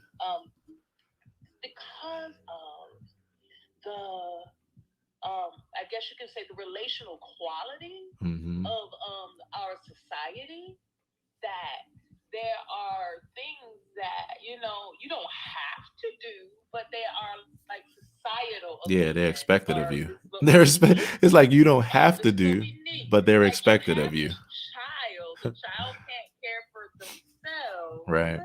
They don't just grow. You don't just sit them in the sun and let it do. I mean, you can, right. but that might not work for a baby. Right. Or someone who is ill. Like, I believe Creator will take care of all of us. So you have no obligation. If you give up the baby, cool. Do what you got to do. Because we'll all be cared for. I get that on a high level. But when I think about this non-beneficial thing that's being called non-beneficial, but it's a part of our human landscape. It is. That I don't know how we would get out of it. The things that are like agreed upon, even if it's heart compelling, like I love you, I consider you, I can't leave you by yourself, because that's like that kind of thing. Yeah. So it's non-beneficial. Well, that's an interesting word. It is an interesting word, and I so agree with you. I know exactly what you're saying. what I look at it as is this. Well, okay. So, and this is okay. When I go here, I'm gonna we're gonna keep going for probably another 5 minutes or so. This will be like one of those, and it's literally pun intended. No pun intended, but I might as well say pun intended because it goes together. This will be literally another sermon for another day, right? So that last one, given out of obligation or fear, where I first learned at least how this could be non-beneficial, because I do think that even like what you're getting at, that it's just what it is. Like it's a part of, it's really what I call the push and the pull. It's the yin and the yang. It's the structure upholder and the innovator. It's like both are needed, even though at some point both need to be moved out of the way so that the other can stand. It's like it's just this continual push and pull, this continual cycle forward, and that's evolution. But it's interesting because where I first learned that this, where one way that this was non-beneficial, giving out of obligation or fear, was with the concept of tithing in the church. And it was coming from being a person who has a very, very deep giving heart, who will give like whether he's told to or not. But then realizing that when I was in the mindset of giving because I felt that it was obligatory or because I was afraid of what would happen if I didn't give, which were pretty much the two options I were given. And the third was, and just know that you'll be happy for, obliging and for doing this so your ass doesn't get, you know. Then what I realized was, even though that could be a successful way of giving, I realized, wait a minute, that's actually not healthy at all. At all, at all. In fact, not only is it not healthy, it actually doesn't allow me to be genuinely giving. It doesn't allow me to say, you know what, I want to give not because someone told me I have to, or because someone told me if you don't, your life will be literally and figuratively hell. But I realized, oh, this giving thing, as much as possible, and where and this is why I link with you with what you're saying, because it's like it's more like a wherever possible, like having the fertile soil of giving or being considerate or being generous or considering others or doing a thing out of a place of that purity of like, this is what I want to do, and I'm not doing it under duress, or I'm not doing it under fear, or I'm not even doing it to gain a reward or avoid a punishment. So what we find ourselves in is something like, I talked about with Ayana earlier on the BPS Spotlight. Ayana told her story, and we were talking. I was like, I find it so fascinating. Let's talk about the beginnings of emotional intelligence for you, and with her, with where she is today, this amazing firm that's around emotional intelligence. I was like, that's the most amazing thing in the world. And I was like, I always find how fascinating it is that I would never wish harm on anyone, never wish any of these negative things, slavery and abuse and all these things, never. But it's interesting how for some people what comes out of it is this powerful drive in the other direction to go on doing amazing things. So it's like you have these circumstances and they just breed different things. And it seems like what we're doing here is continuing to find the healthy ways of doing those things and remove the unhealthy ways, or the ways that could lead to control, or they can lead to people abusing their privileges, or it could lead to people doing things and not for the proper genuine reasons, which doesn't allow them to know how to do that in other areas, because they learned it in some unfortunate circumstances, which is why I have so much empathy.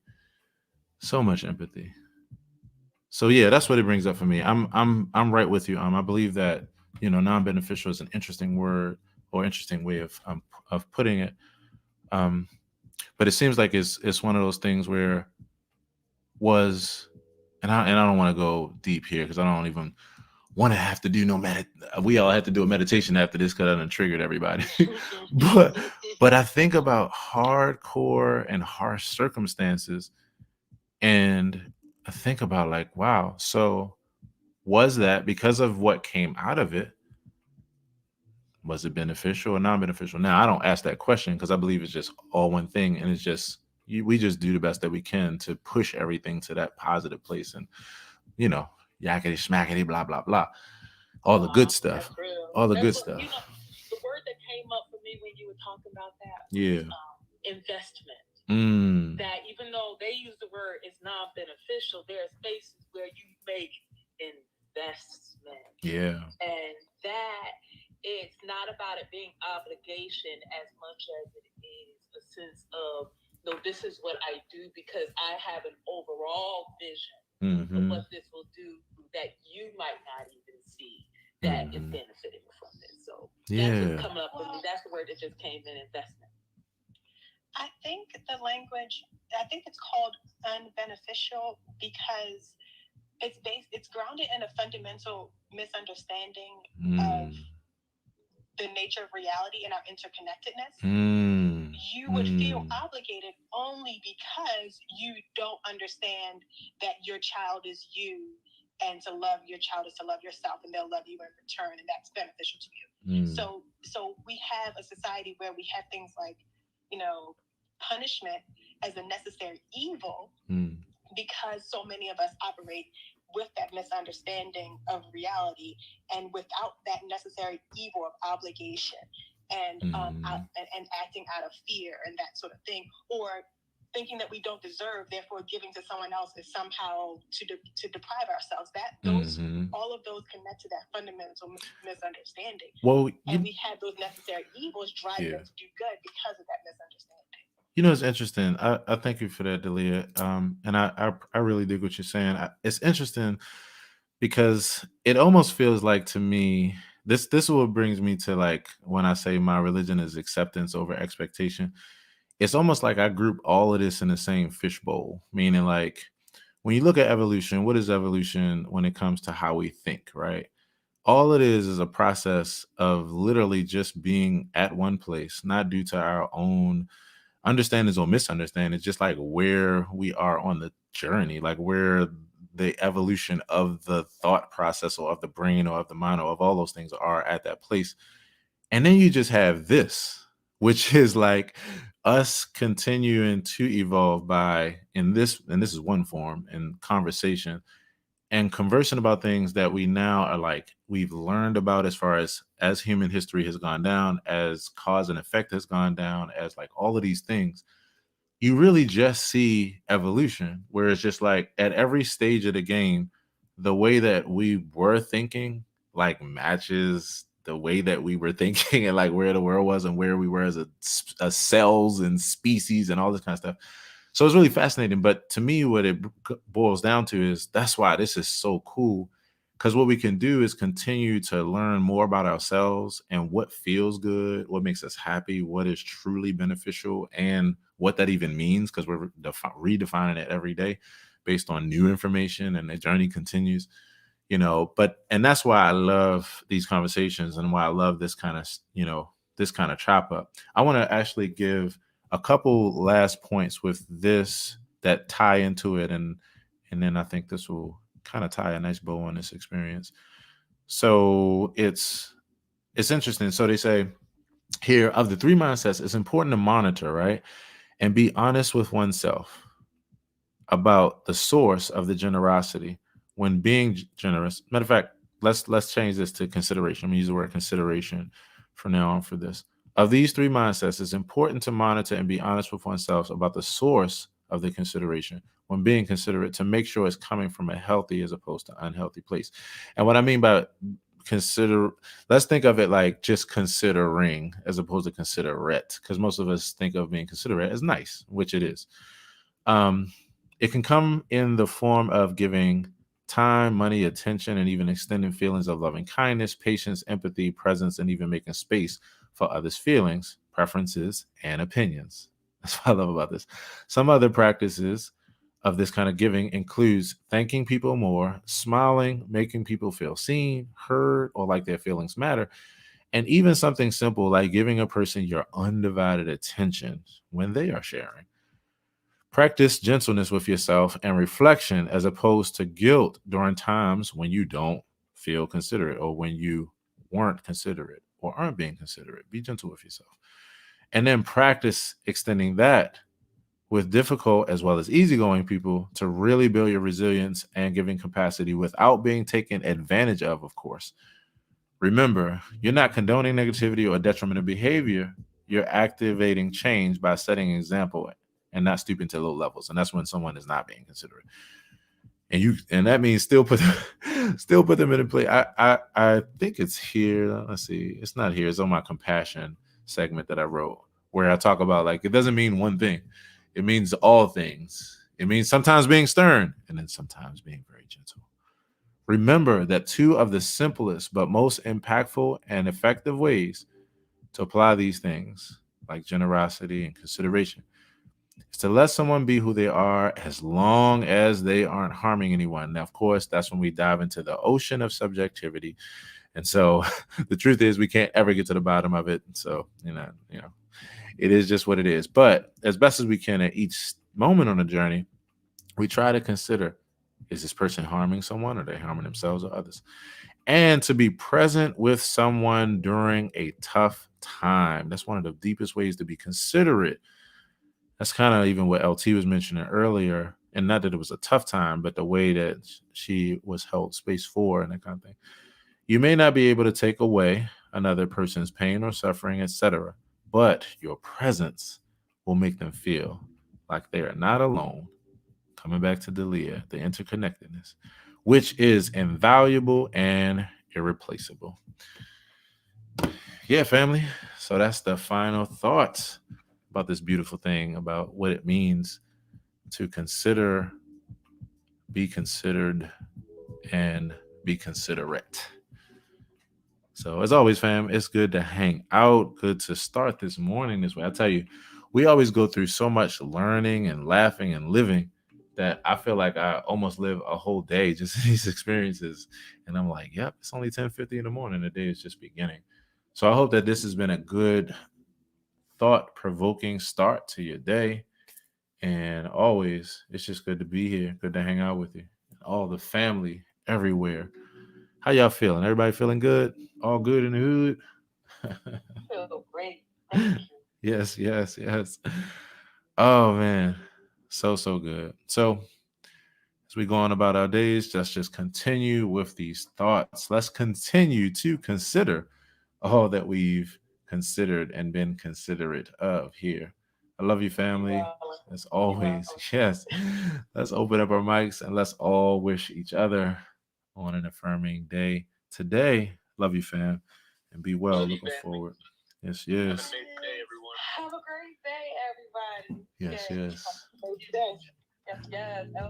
And you look good, girl. Yes. Thank you. See y'all tomorrow, family. Peace.